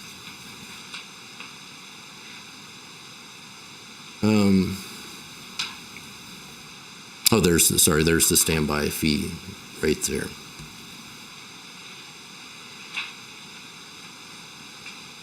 This is just a summary of all the decision packages. The total for all the decision packages is about $2.3 million, and then there's that $1.2 million revenue package also.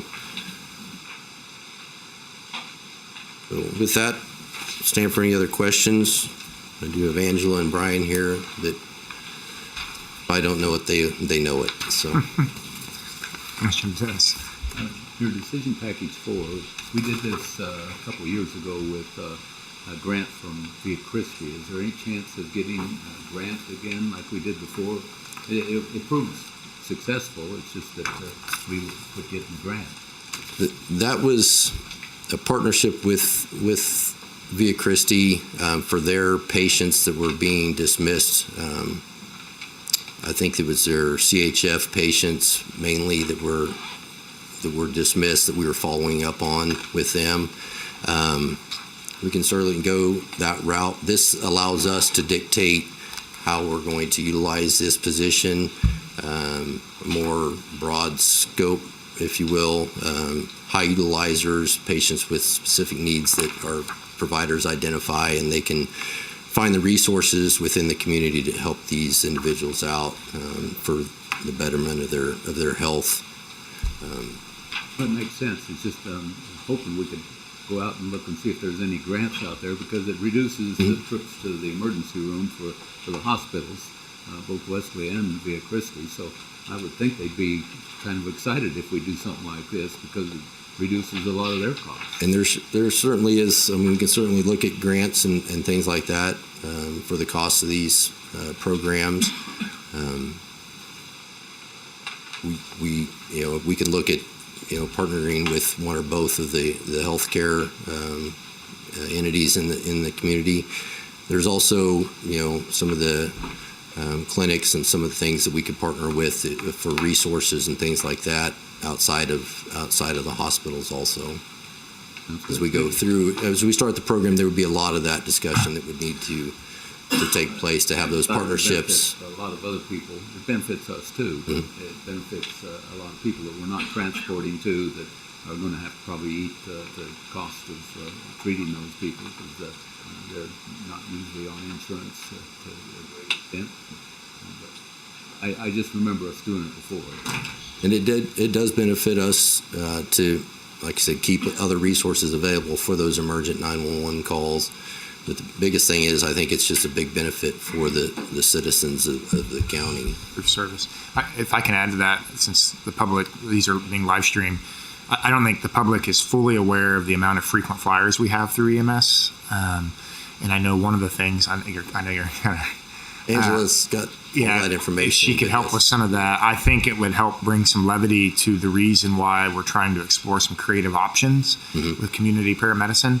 I know that the homeless emergency winter shelter conversation is, when I share that data with my constituents and with those in the homelessness task force, I think people are leveled by the data of how many trips EMS made in just 5 months. It was over 450 times in 5 months to the emergency winter shelter at the cost of, what did we discuss, Rusty? It was $250 to $400 per, in many regards. Our transport cost through our auditor that we had is $504 per transport for our costs. So some of those, and it's hard to tell, some of those patients, without going into each individual, may have Medicare or Medicaid. Sure. And so we get some reimbursement for that. They're not all self-insured. But there's certainly a frequent flyer. There's a large dollar amount tied into that. So I think that I'm certainly interested in finding some creative responses. If you have any questions on numbers, like I said, Angela's here, and she's... Your average cost for a run, no transport, is in the $400 range. Is last year was 300, and I don't have that with it. It was mid 350, 360 for a non-transport. It was 506, I believe, for a transport. All those runs you make that are non-transport, then there's no compensation. No compensation, right? Yep. Yeah. Angela Fuller, Deputy Chief of Operations. You wanted just some rough numbers. Please. So we are able to pull what we call our high utilizers for the year. We have 82 high utilizers in the system currently that have called 911 greater than 10 times just on themselves. If you wanted to take the top 10, 8 out of those top 10 are homeless that we ran from various addresses. So this is like a proactive approach to healthcare in the community. I think there's lots of benefit to it. What it looks like, we honestly can't say. We would like to build it from the ground up. It's not a new concept. It's just a concept that's gaining a lot of momentum, and we would like to be on the ground level to get in now, because there are discussions about reimbursement, treatment in place, reimbursement, or transport to alternate destinations reimbursement happening, just not clearly defined yet. You're good. 82 high utilizers that have called 911. That have used our service 10 or greater times from January to April. That's just January to April. Yes. So that's a total number of, if you averaged it out, we've had a couple of patients that have utilized us 70, 60 times in that time frame. But if you wanted to average it out, it's around 820 total calls for service. What percentage from homeless? I just did the top 10, so 8 out of 10 were homeless. If you took the top 10, 80% of those. Top 10 of the high utilizers, 8 of the 10 were. Got it. I just grabbed the top 10. So, may I, Chairman? Please, yes. A couple questions. If they call 911, assume that's how this call's initiated, and then they they will dispatch an ambulance.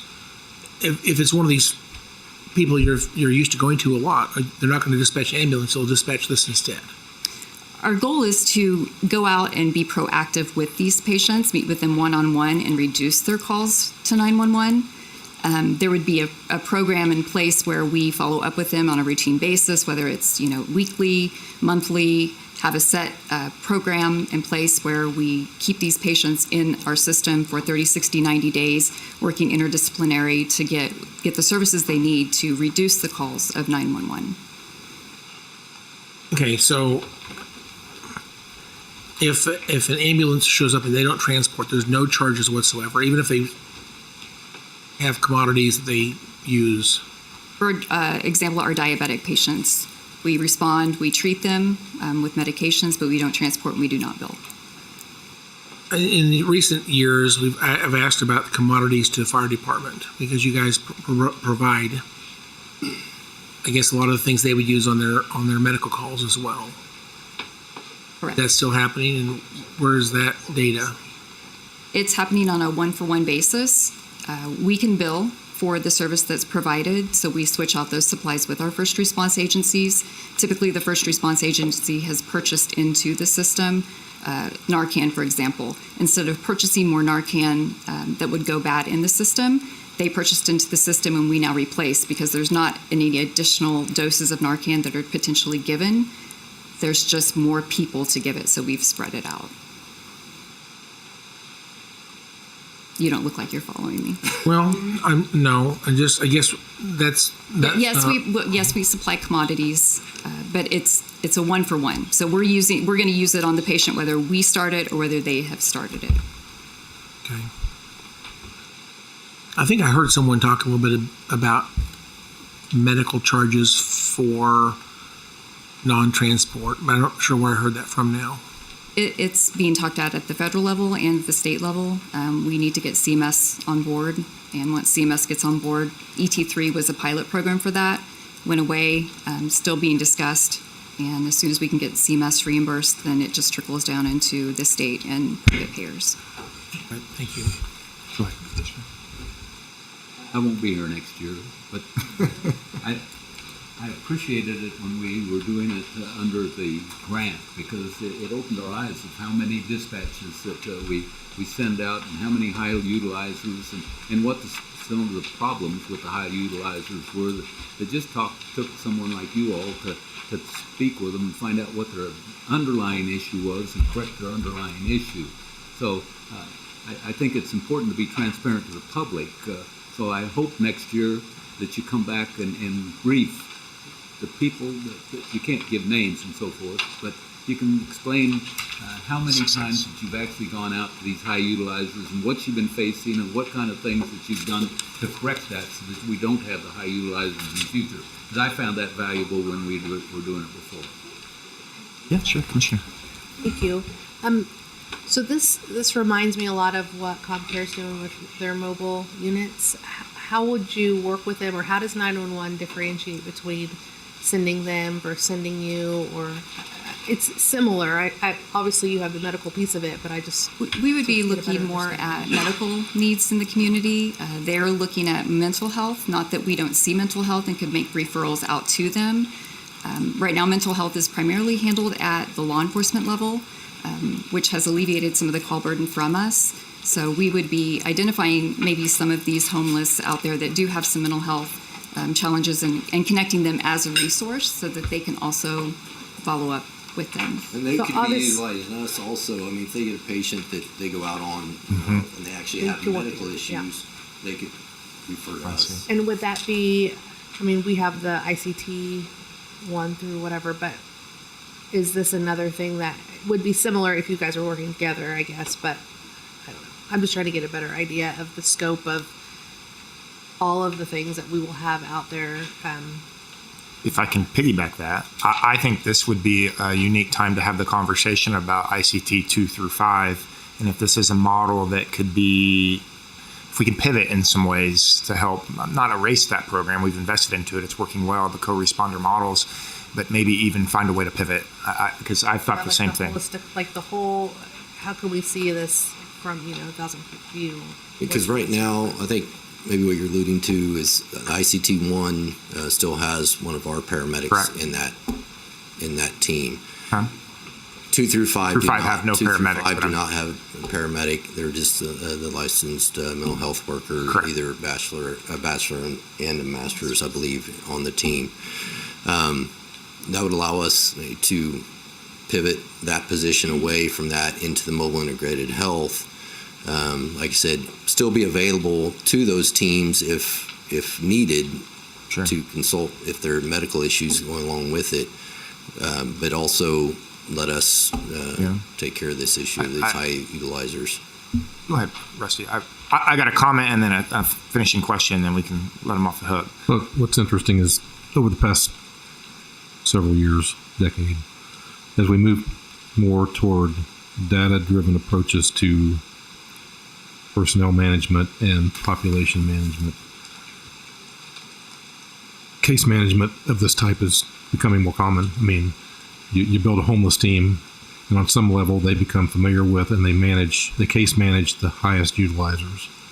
Then you have the mental health, and then you have folks elderly with medical problems who repeatedly call 911 because they don't have family and they don't have a primary care physician, and they use EMS and the ER as their medical. And so we're seeing this across public safety and human service providers. Is each one of them, as they look at data, they see where they're spending the most time and the most money on a very small population of individuals. Right. And each one of them has their own unique skill sets. And so you've got those who case manage mental health, those who case manage medical misuse of the 911 and EMS and ER, ED resources, and those who manage the homeless who may have multiple diagnosis, but they have their own unique problems. So, I mean, this case management model is becoming more common and growing out of the data-driven processes to try to alleviate those burdensome small populations and alleviate that volume from the 911 system, from the EMS system, from the CommCare system, from the police system. Tim? My only comment would be that the more different options you have, the better opportunity you have to allow staff to work at the peak of their license. Because sometimes we have people that are highly licensed, highly skilled, very expensive, that are delivering services to a population that could be delivered at a lower level. So, last comment and then a question. The comment being that I think we need to be keenly aware that we have a population that's aging and a population that's getting sicker. So I think it invokes from us these types of conversations to become creative in how we better serve them. But my question is this: we're also going to hear, I peeked ahead, we're also going to hear a decision package from fire that will discuss the opportunity of growing paramedics in the fire department to better service the fire district. Coverage, 70% of their calls are medical calls. Since you're standing here, I'm going to ask what your opinion is on that and helping alleviate strain from your department. I think if there are paramedics within the fire department and they're credentialed to that level, that is beneficial. I mean, that's what we're doing with our CRVs out in Clearwater and Cheney, is getting that paramedic service to them quicker. So yes, there is an advantage to that. Getting them to the scenes already, doing that at basic care, getting good assessment, starting like Commissioner Howell alluded to, the ABCs, getting that taken care of is also beneficial. But those patients that require a higher level care, having that there a little sooner would be beneficial. Okay.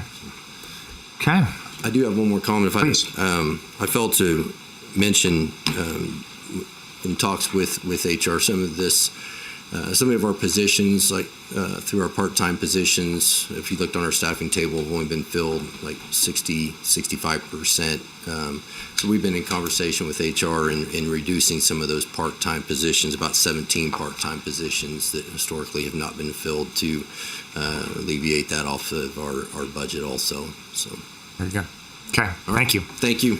Tom, can we take a 5-minute break? Okay, let's do that.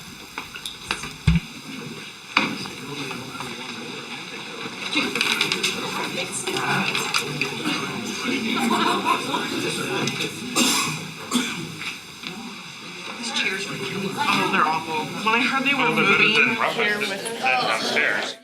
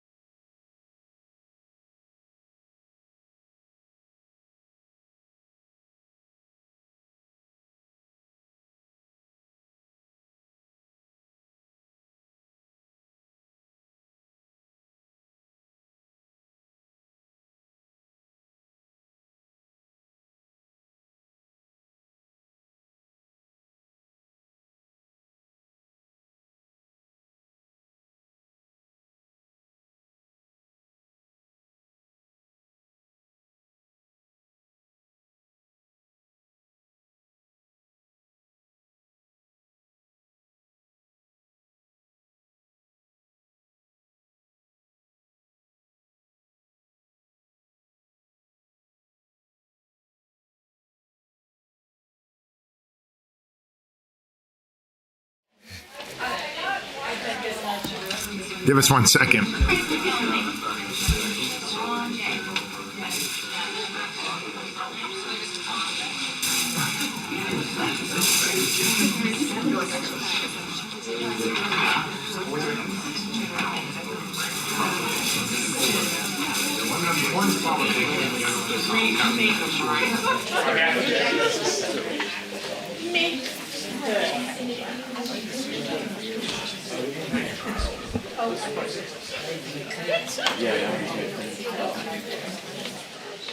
I should have gotten some water.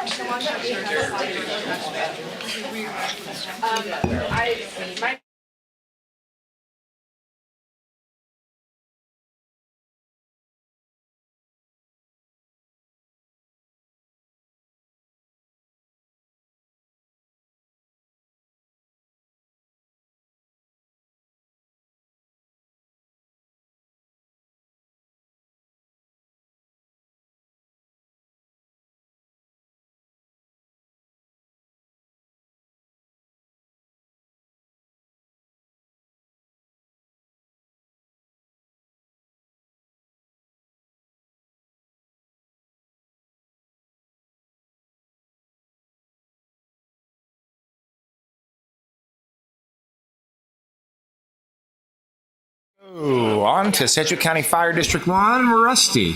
Okay, Sedgwick County Fire District number 1, page 273, and Deputy Chief Kevin Nelson at the podium. Hey, Kevin. Hello, Deputy Chief Kevin Nelson. Chief Williams apologizes for not being able to be here today. He's on a trip. Yeah, Chief. We know better, Chief. We'll get by with that. So the first couple of slides are the staffing strength, and we've actually been in pretty good shape for a couple of years. We're slightly higher now. That's basically because we added a couple positions. So in the middle part, we're green all the way instead of just yellow. But luckily, we're never really in too big of a dire strait staffing-wise. We have no statutory requirement to exist. We like to believe we're pretty important, but there's not a statutory reason for us to be here. The discretionary list, that's just a basic list of most of the things we do. I could go through that, but you guys can all read, and we've been here for a while. Challenges and opportunities. Some of the challenges for us, specifically, the gear that we wear for structural firefighting has been deemed to cause cancer. It has cancer-causing agents inside of it. So they're already in the process of certifying new gear. When that process is complete, the NFPA will come out with a new standard for gear. At that point, we want to replace all of our structural firefighting gear for our people. So we know that will be a significant expense. We've already worked with finance to come up with a plan, much like we're doing with our extrication tools. We'll use our special equipment fund to purchase all the gear initially, and then we'll get into our normal replacement plan year over year to keep those current. Conducting department-wide drill cycles is tough for us without having an actual training facility. We conducted 3 recruit academies last year and had to kind of beg, borrow, and steal to be able to get all our training done. So that's one thing that is just kind of a challenge for us. The responder mental health and burnout, that kind of ties to one of our decision packages that we'll get to in a minute. Recruiting and hiring firefighters, it's still a challenge, but our prevention guys have been doing a great job of marketing and a great job of recruiting, so we've seen a real uptick. We're currently accepting applications for a recruit academy, and we're getting a lot more applicants, a lot more quality applicants. So those efforts are paying off, and we're kind of starting to see that turn around a little bit for us. And everybody's dealing with increased costs. Opportunities, functional consolidation programs with Wichita Fire and Derby Fire. I know that's a big thing countywide, so any way that we can participate in that, we'll be happy to help. Our Fire District Steering Council, which was stood up by the Fire Board last year, has directed us to come up with a strategic plan, which we will be working on, and we'll have that for them. And then we just want to expand our drone program. That's a program we just started a couple years ago, but the more we use it, the more we notice all the different applications for it. Like, it's great for us. We'd be able to help out the sheriff, communications, emergency management. There's a lot of applications we never even thought of when we first started the program. So that's something we just want to see let it expand, get more licensed pilots, stuff like that. So a quick look at our budget request. Our personnel costs go up a little bit. A lot of that is because we added 2 full-time positions. We added a full-time training officer, and we added another mechanic. Okay? Contractuals is a fairly significant increase. That's due to an increase in our contingency. Okay. Debt services, that is fire apparatus that we lease purchase.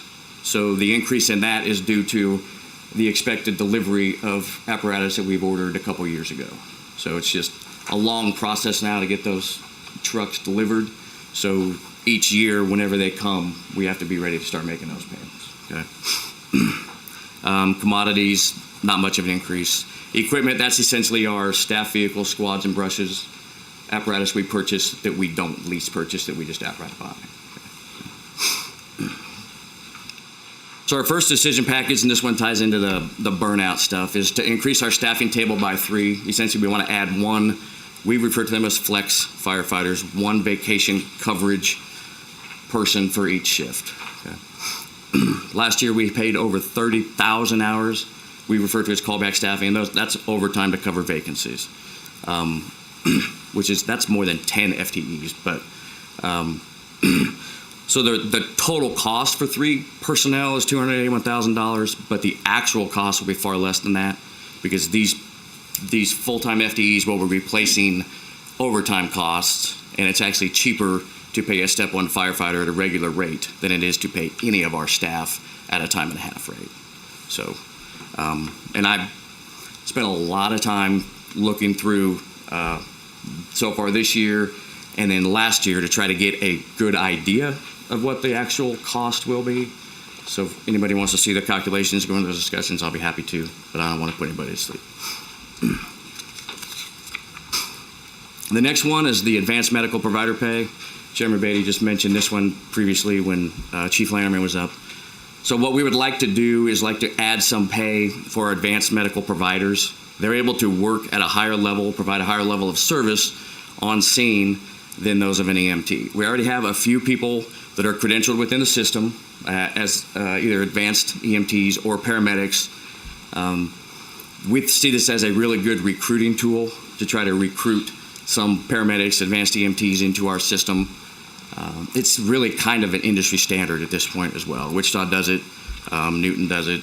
Most fire departments on some level have some incentive for advanced medical provider pay. And then our last decision package is to reclassify 6 lieutenant positions back to captain positions, or captain rank. And this would be at Station 31 and 39. So my understanding of how we got 2 lieutenants, and someone can correct me if I am wrong, this was primarily driven from the fire department side to save money, as a financial savings to change those captain's positions down to lieutenant positions, which were significantly lower paid at the time. Now that the fire board has put our operations staff into a 15-step pay plan, the difference between a lieutenant and a captain is so small that if we replace or switch all of them, the total cost is less than $30,000. So the whole reason that we moved them to those in the first place was financial. Moving them back to where we believe they should be is not much of a financial burden at this point. But the fact of the matter is those lieutenants at those stations run those stations for 24 hours at a time. And they supervise those employees, and they make the same on-scene decisions as our captains do in other stations.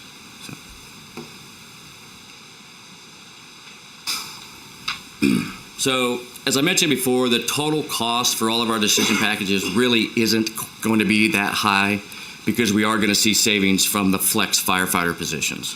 If we get those 3 positions, the true cost won't be the $81,000 each. It'll be something less than that.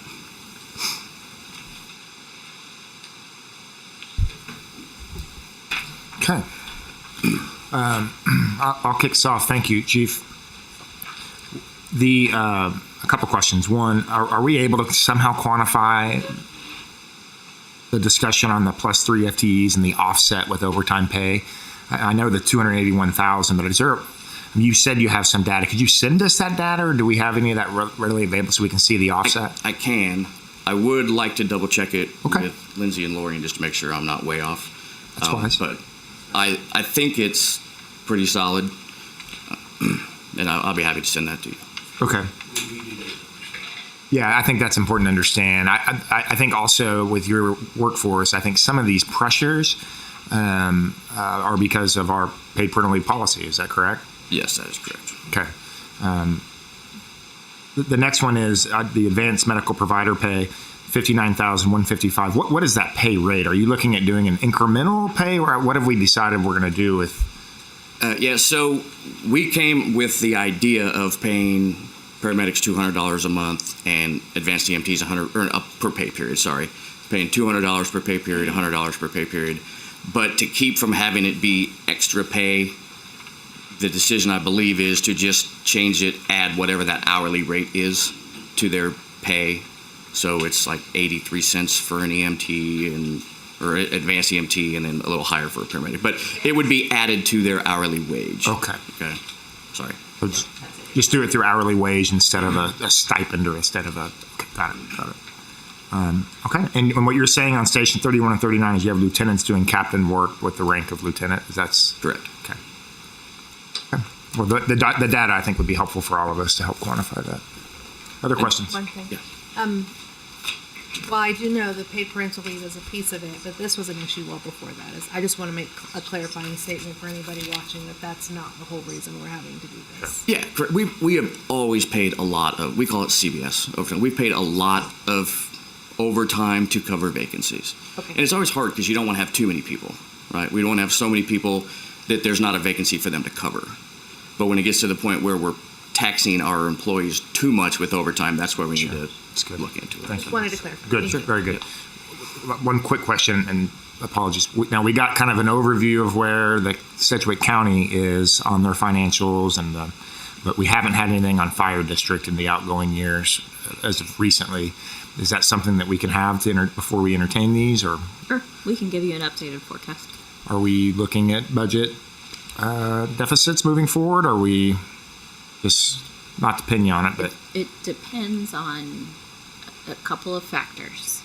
Right now, what we have heard from Mark Clark is that he expects assessed value for the fire district next year to be no less than 2.5%. And so if that is accurate and that is an ongoing trend, that could create some uncertainty with the district. I think, though, that is a pessimistic I would view. agree. And so I think there's still some conversation that needs to be had about what's realistic, also what's realistic from Crosswinds Casino as it continues to grow out there, if there's opportunity for negotiate for additional fire protection fees and some of those things. So there's just a lot of variables at this moment that I think we need to talk through and have a little more robust discussion. do you, I mean, not to, again, pin you on a time frame, but do you know when we'd have some of that data before we can really dig into some of these specific decision packages? We can give you what's in our forecast within a few days. And then I think if we want to have some conversation after you see how that looks, if you would like us to follow up with the appraiser's office, we can certainly do that. Very good. Does that sound okay, Lorian? I think it's completely appropriate to pay our firefighters if they have additional qualifications. So if you got a paramedic, I'm fine with that. What I wouldn't be fine with is if we decided to do the same process in the fire department that we're doing over in our EMS, whether we're paying EMTs to become paramedics, because we need them to be paramedics over in EMS. We don't need them to be paramedics in the fire department. So I want to make sure that in the future we don't decide, oh, well, we're going to start using this exact same plan to move them up to paramedics in the future, because I can just see that percolating in someone's mind for the future. So, just a warning. Any other questions for Chief Nelson? If I could have one thing. Please. The appraiser is actually planning to come to the steering council meeting this month to explain that side of things specific to the fire district. Okay, very helpful. Okay, thank you, Chief. Appreciate you. Okay, next up is the Regional Forensic Science Center, Dr. Shelley Stedman. Page 293.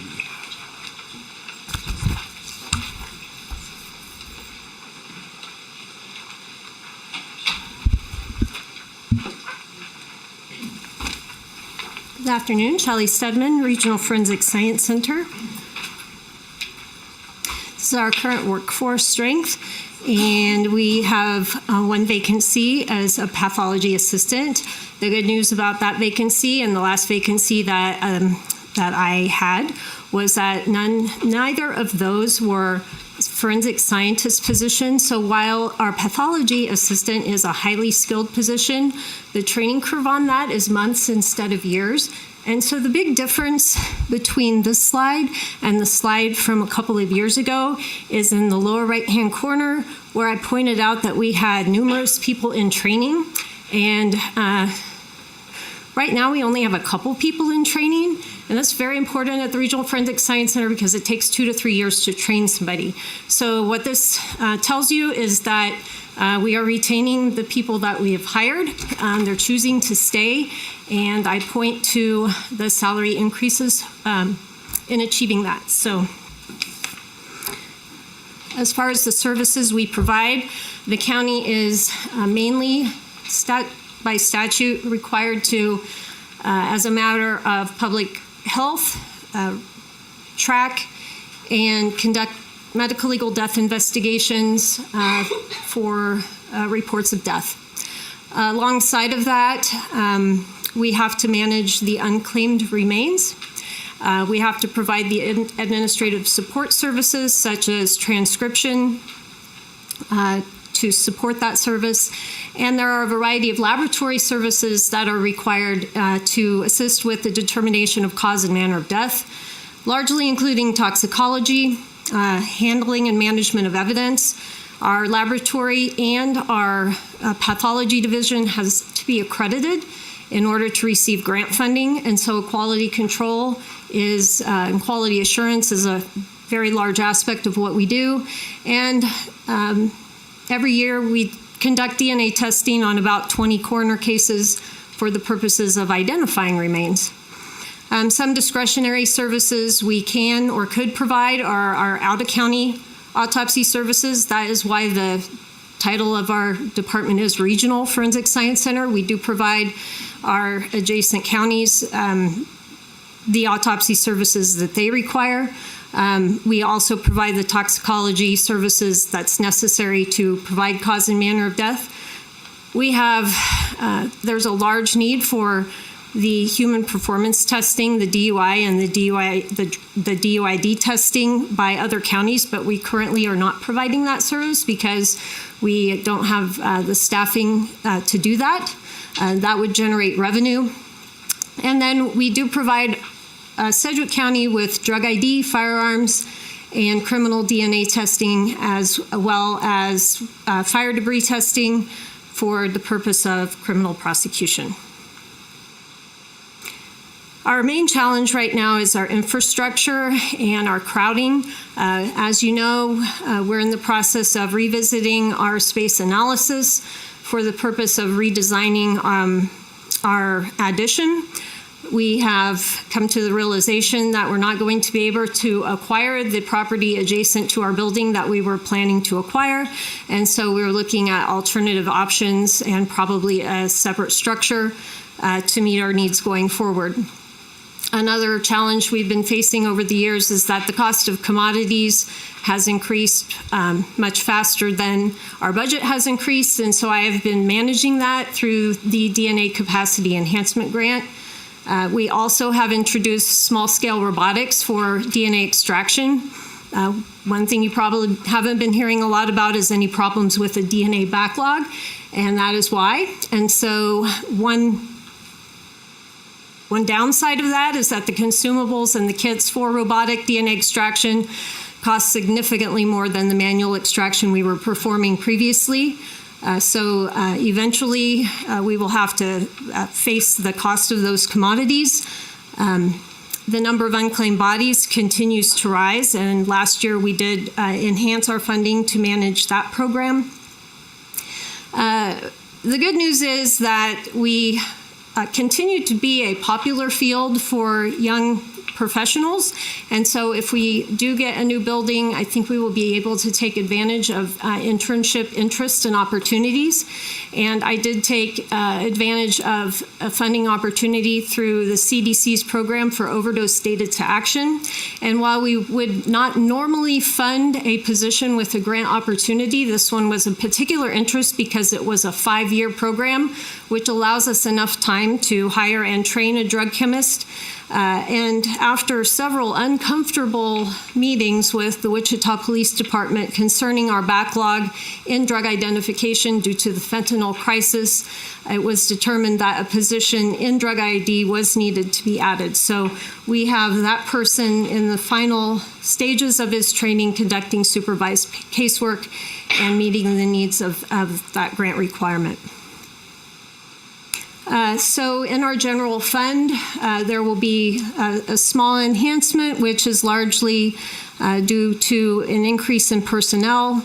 That would be cost of living and some contractual obligations that we have to our doctors who we have hired under contract and who have annual increases in accordance with those agreements. Otherwise, we don't generally buy any equipment from the general funds. We are currently funding a large portion of our maintenance contracts and our commodities with grant funding as well. I do not have any decision packages to present to you today. Do you have any questions? Questions? Congratulations on the staffing, by the way. I think that's sensational. Yeah, that's really good. Shelley,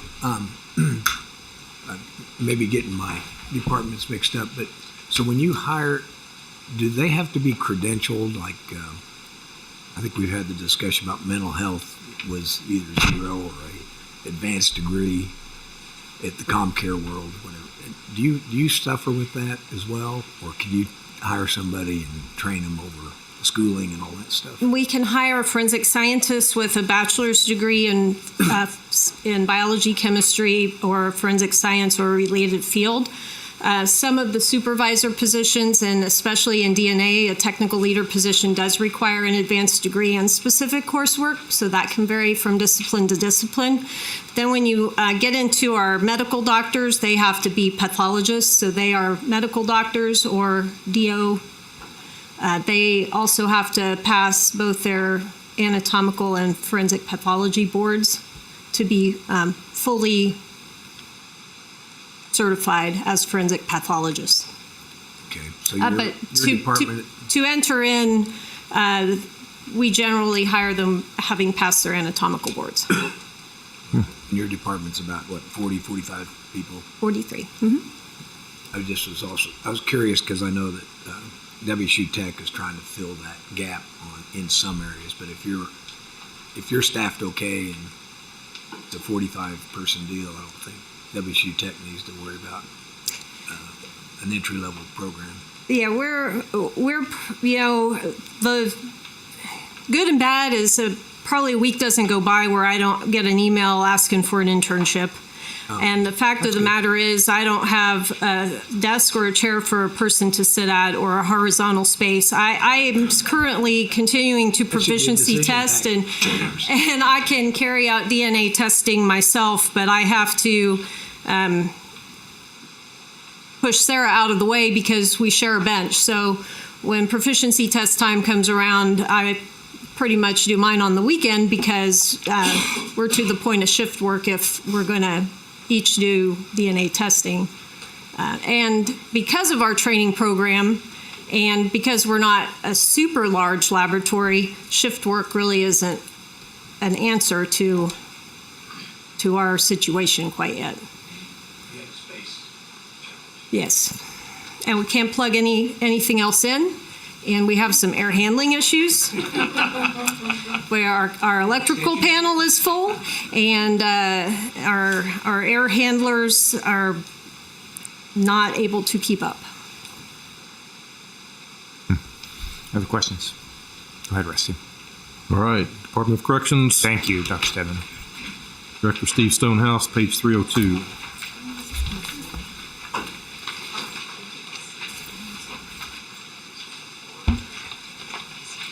Good Good afternoon, Chairman and Commissioners. Steve Stonehouse with the Department of Corrections. Steve. Going to start with where we were. So where we are doesn't look so bad, but it's still bad. So we've increased our staffing by 15% over this time. You can see a lot of red, and we got into that situation for a number of reasons. We fell behind with our wages everywhere. Our supervision officers who are ISOs or probation officers, we compete with state and local agencies, and then our corrections officers who work in our facilities. We compete against prisons, jails, work release facilities across the region, and we were not competitive. The commission gave some very generous bump in pay, and this is where we land today. And you'll see that we still are red at adult res, and it's basically essentially our residential facilities. Luckily, on the juvenile side, we're not full. So where you're going to see that JRF is 60% staffed, we're only 50% kids. So we're right on. We don't staff just to staff. We staff to what our demand is. So the problem we have is at adult residential. We're 77% staffed, but the majority of those vacancies are in supervisory positions.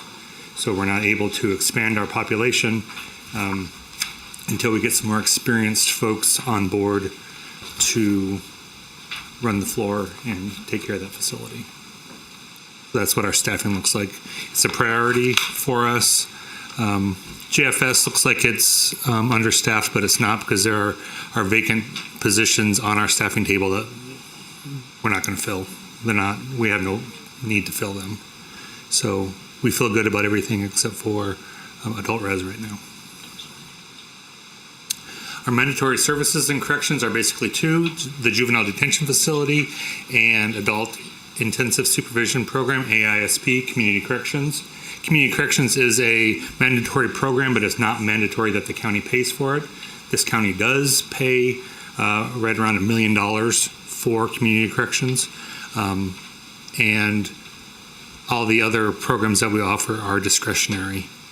I will say that the discretionary programs typically work to alleviate more expensive, higher levels of care where possible. For example, adult residential serves people who would otherwise be in prison.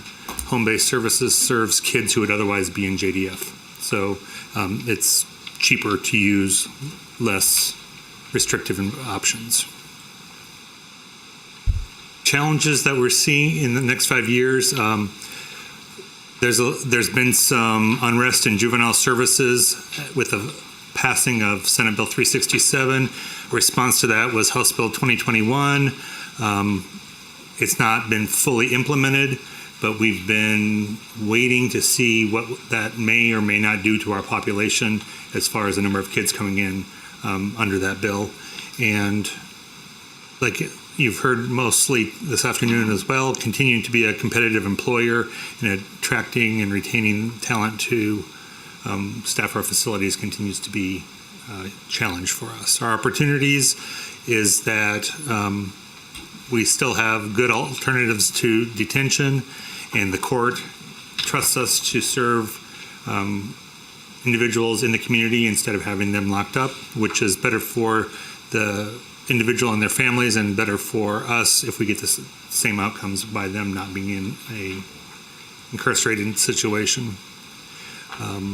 We've started at JRF serving police protective custody youth. So somebody who comes to the attention of law enforcement due to abuse and neglect, running away, things like that, they cannot go to detention, but we're able to have them over at JRF, and DCF will reimburse us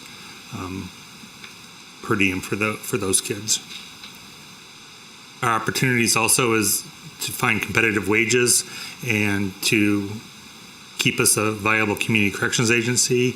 Recruitment is our strong focus to help get the word out of what we're doing. Robust training is important. We dip so low and we have so many new people working for us that training is a nonstop reality that we're in right now. So we've worked hard to make that as effective as we can. We are working with an NIJ grant with Justice System Partners to implement and study a coaching model at Adult Field Services. And we hope that will continue to bear fruits in successful case closures with our adult clients. And then we're in a little bit of a space crunch right now, so we have an opportunity to plan for our needs for community-based services and find the appropriate location for all of our programs. Our budget request is pretty similar to last year. The difference is the JAG grant because we haven't had it yet, but that comes later in the year, and we share that with the city and other public safety entities in the room and the sheriff. Put us right at $30 million. And you can see what our breakdown looks like. Pretty much the same year over year. Reduction in our contractuals, 20%. Had to do with us moving our food service to a private vendor. Saved us significant funding using the private vendor over doing it ourselves. This interfund transfer is what the county provides to community corrections. Our first decision package is medical costs at adult residential and work release. We dusted off the slide from previous years and put it in again, but we changed it. So KDOC standards require a designated medical authority with unimpeded access to medical services. So that's the standard. Currently, if somebody needs to go to the emergency room or the little clinic at Dillon's and they ask to go. We have no medical staff on duty. So we feel like that is a gigantic public safety risk for letting people go in the community and not knowing what they're getting and getting a prescription for something that a correctional facility should not allow back into the building, but it's been prescribed by a provider. So we looked at our current budget and decided to see if we could fund this without asking for any money, and we were able to do it by using those interfund transfers and changing some of our splits and positions. We are funded through the state and through the county, so we moved some of our splits more heavy to state funding where it made sense to free up some general fund to fund this request.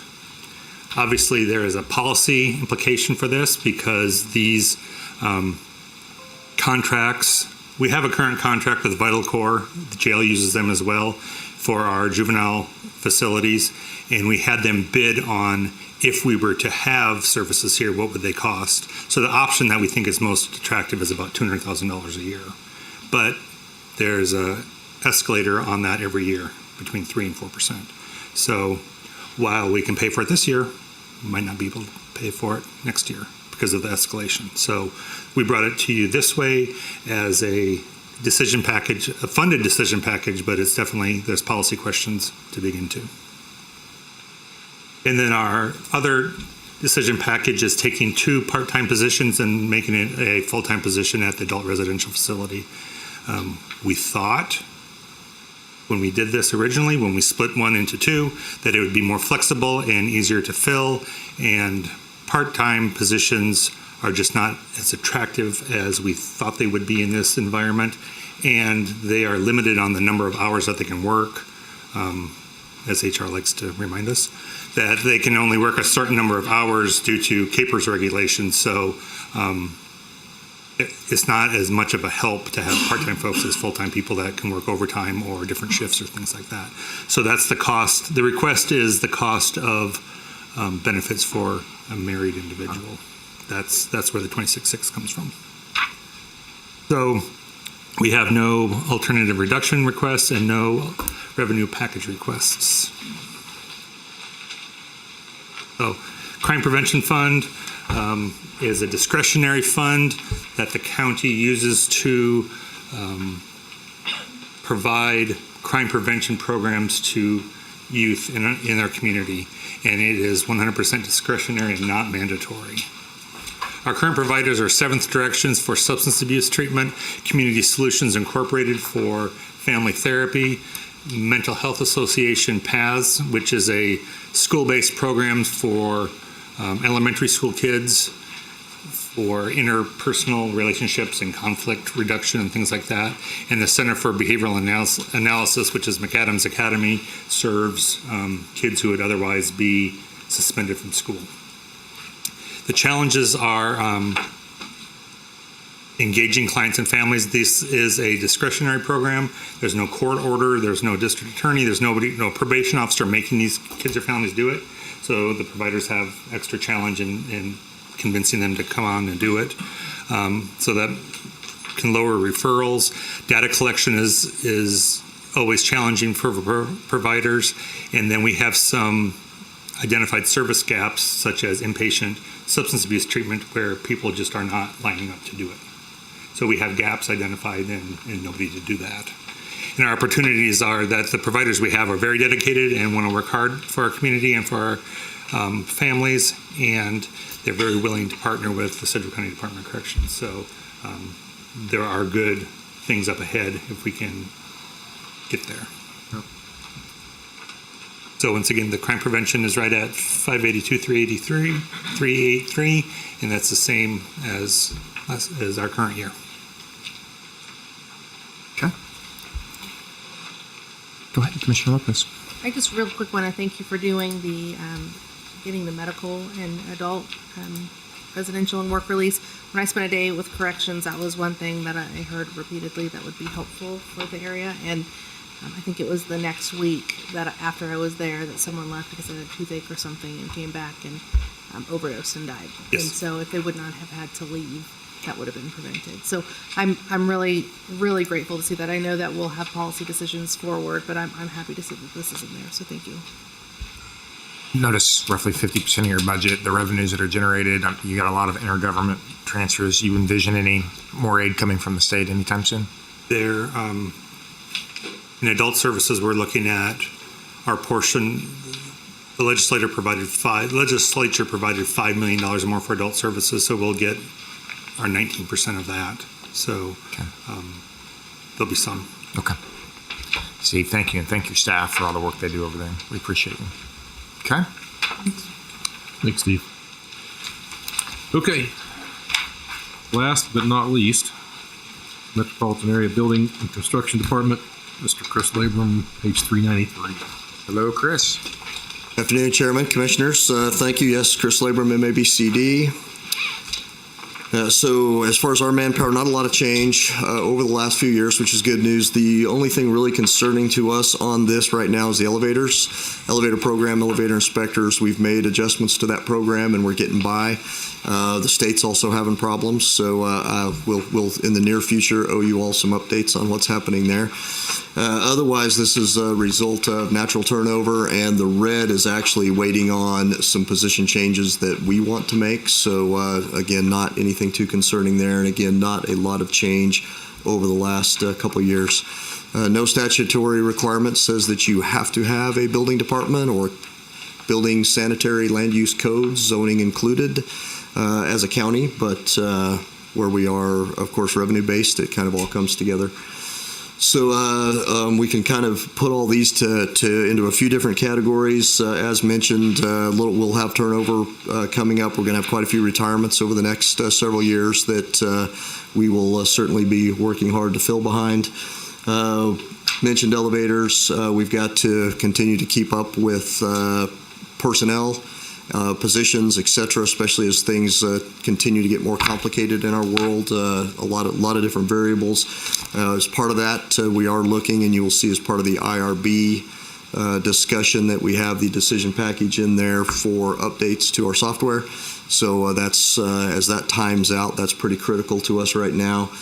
We need to we've come a long way over the last year and a half, but we need to finalize updates to our agreement with the city for money for reimbursement for our costs there, as well as just how we manage that in general. And then those bottom several there, not only keeping up with our normal cycle of things, but just like everyone else, we're seeing a lot more problems with people causing problems and people not doing what they're supposed to do with their properties. So that continues to be a bigger piece. Not a lot of change in our budget from last year to this. And the minor moves here are just based on where we need to allocate and spend the money in the coming year. We have no decision packages or revenue packages.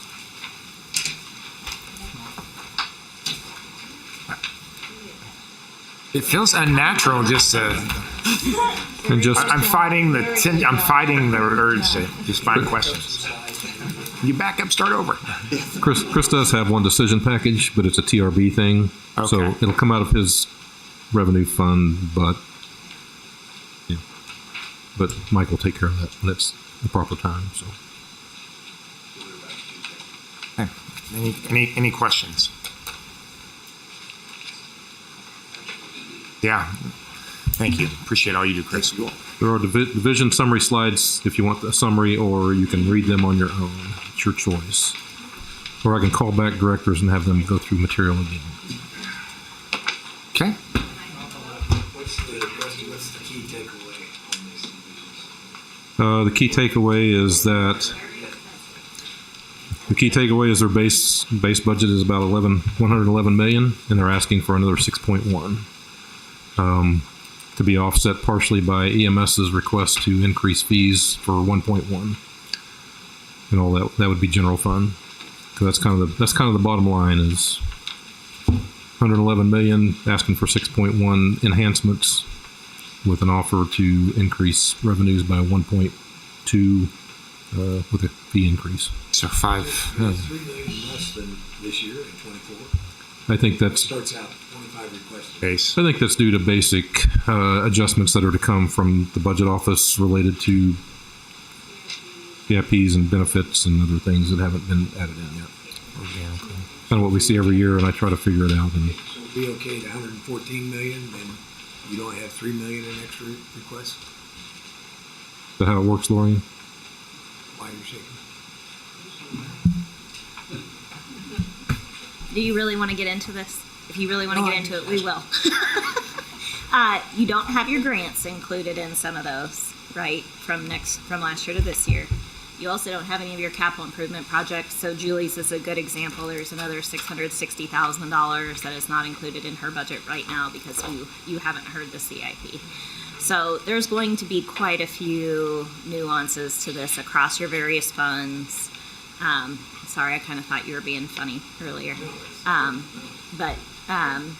This also, reminder, this is definitely not the recommended budget. So it doesn't have any additional compensation included yet. It doesn't have your updated fleet or admin charges. It doesn't have your updated health insurance stuff in your budget yet. So your budget will grow significantly between now and the recommended, just to keep up with what we've even talked about in the financial forecast. So Our 25 base will be pretty close to what our 24 actual was when all that's added back in, plus whatever. The takeaway there is the slides on the budget increase, decrease are basically a moot point. We really just need to focus on the decision package request. We do this every year, yeah.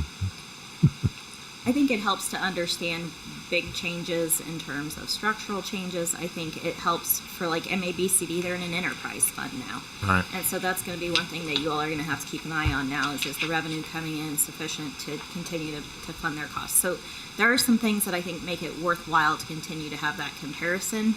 I also think it helps to highlight what are the one-time costs, but I agree the decision packages are really where the rubber's going to meet the road on what capacity you all have to do, and then also you have to understand what the base budget is because we do still have that ongoing operating deficit of 4.9 million that has to come from somewhere. So so the budgets, like for example, corrections, I'm showing a minus 3.5% year-over-year decrease in what was presented in base budget. That does not include compensation adjustment? Correct.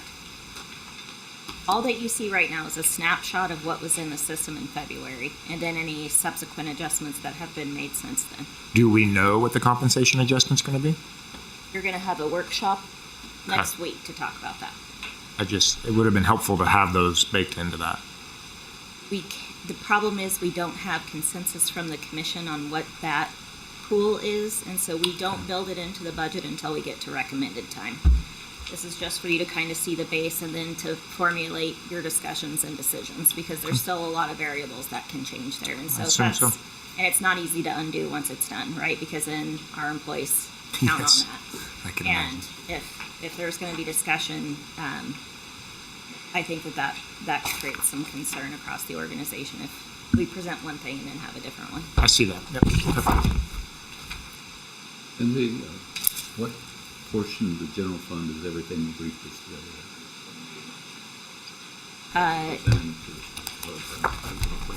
So if you go to the tab that actually says public safety, yes, 205, you can see how that breaks out. Now, of course, the sheriff is listed on there and the DA and the district court are listed on there. But there's $155 million total for public safety out of the county general fund, which is more than half of the budget, general fund budget.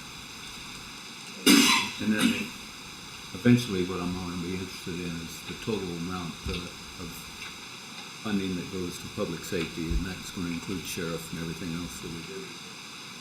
Is that already in there? That's exactly what this is. It's all public safety. Now, for now, this is just the base budget. Obviously, this page will still be in the recommended budget, but it will be updated to include all of the compensation adjustments that the commission is generally comfortable with, benefit updates, all of those things. Okay. I see anything else from public safety? No, sir. Okay, Tom, anything? Orin? We'll be back on Monday morning at 9 a.m. Thank you, everybody. Appreciate it.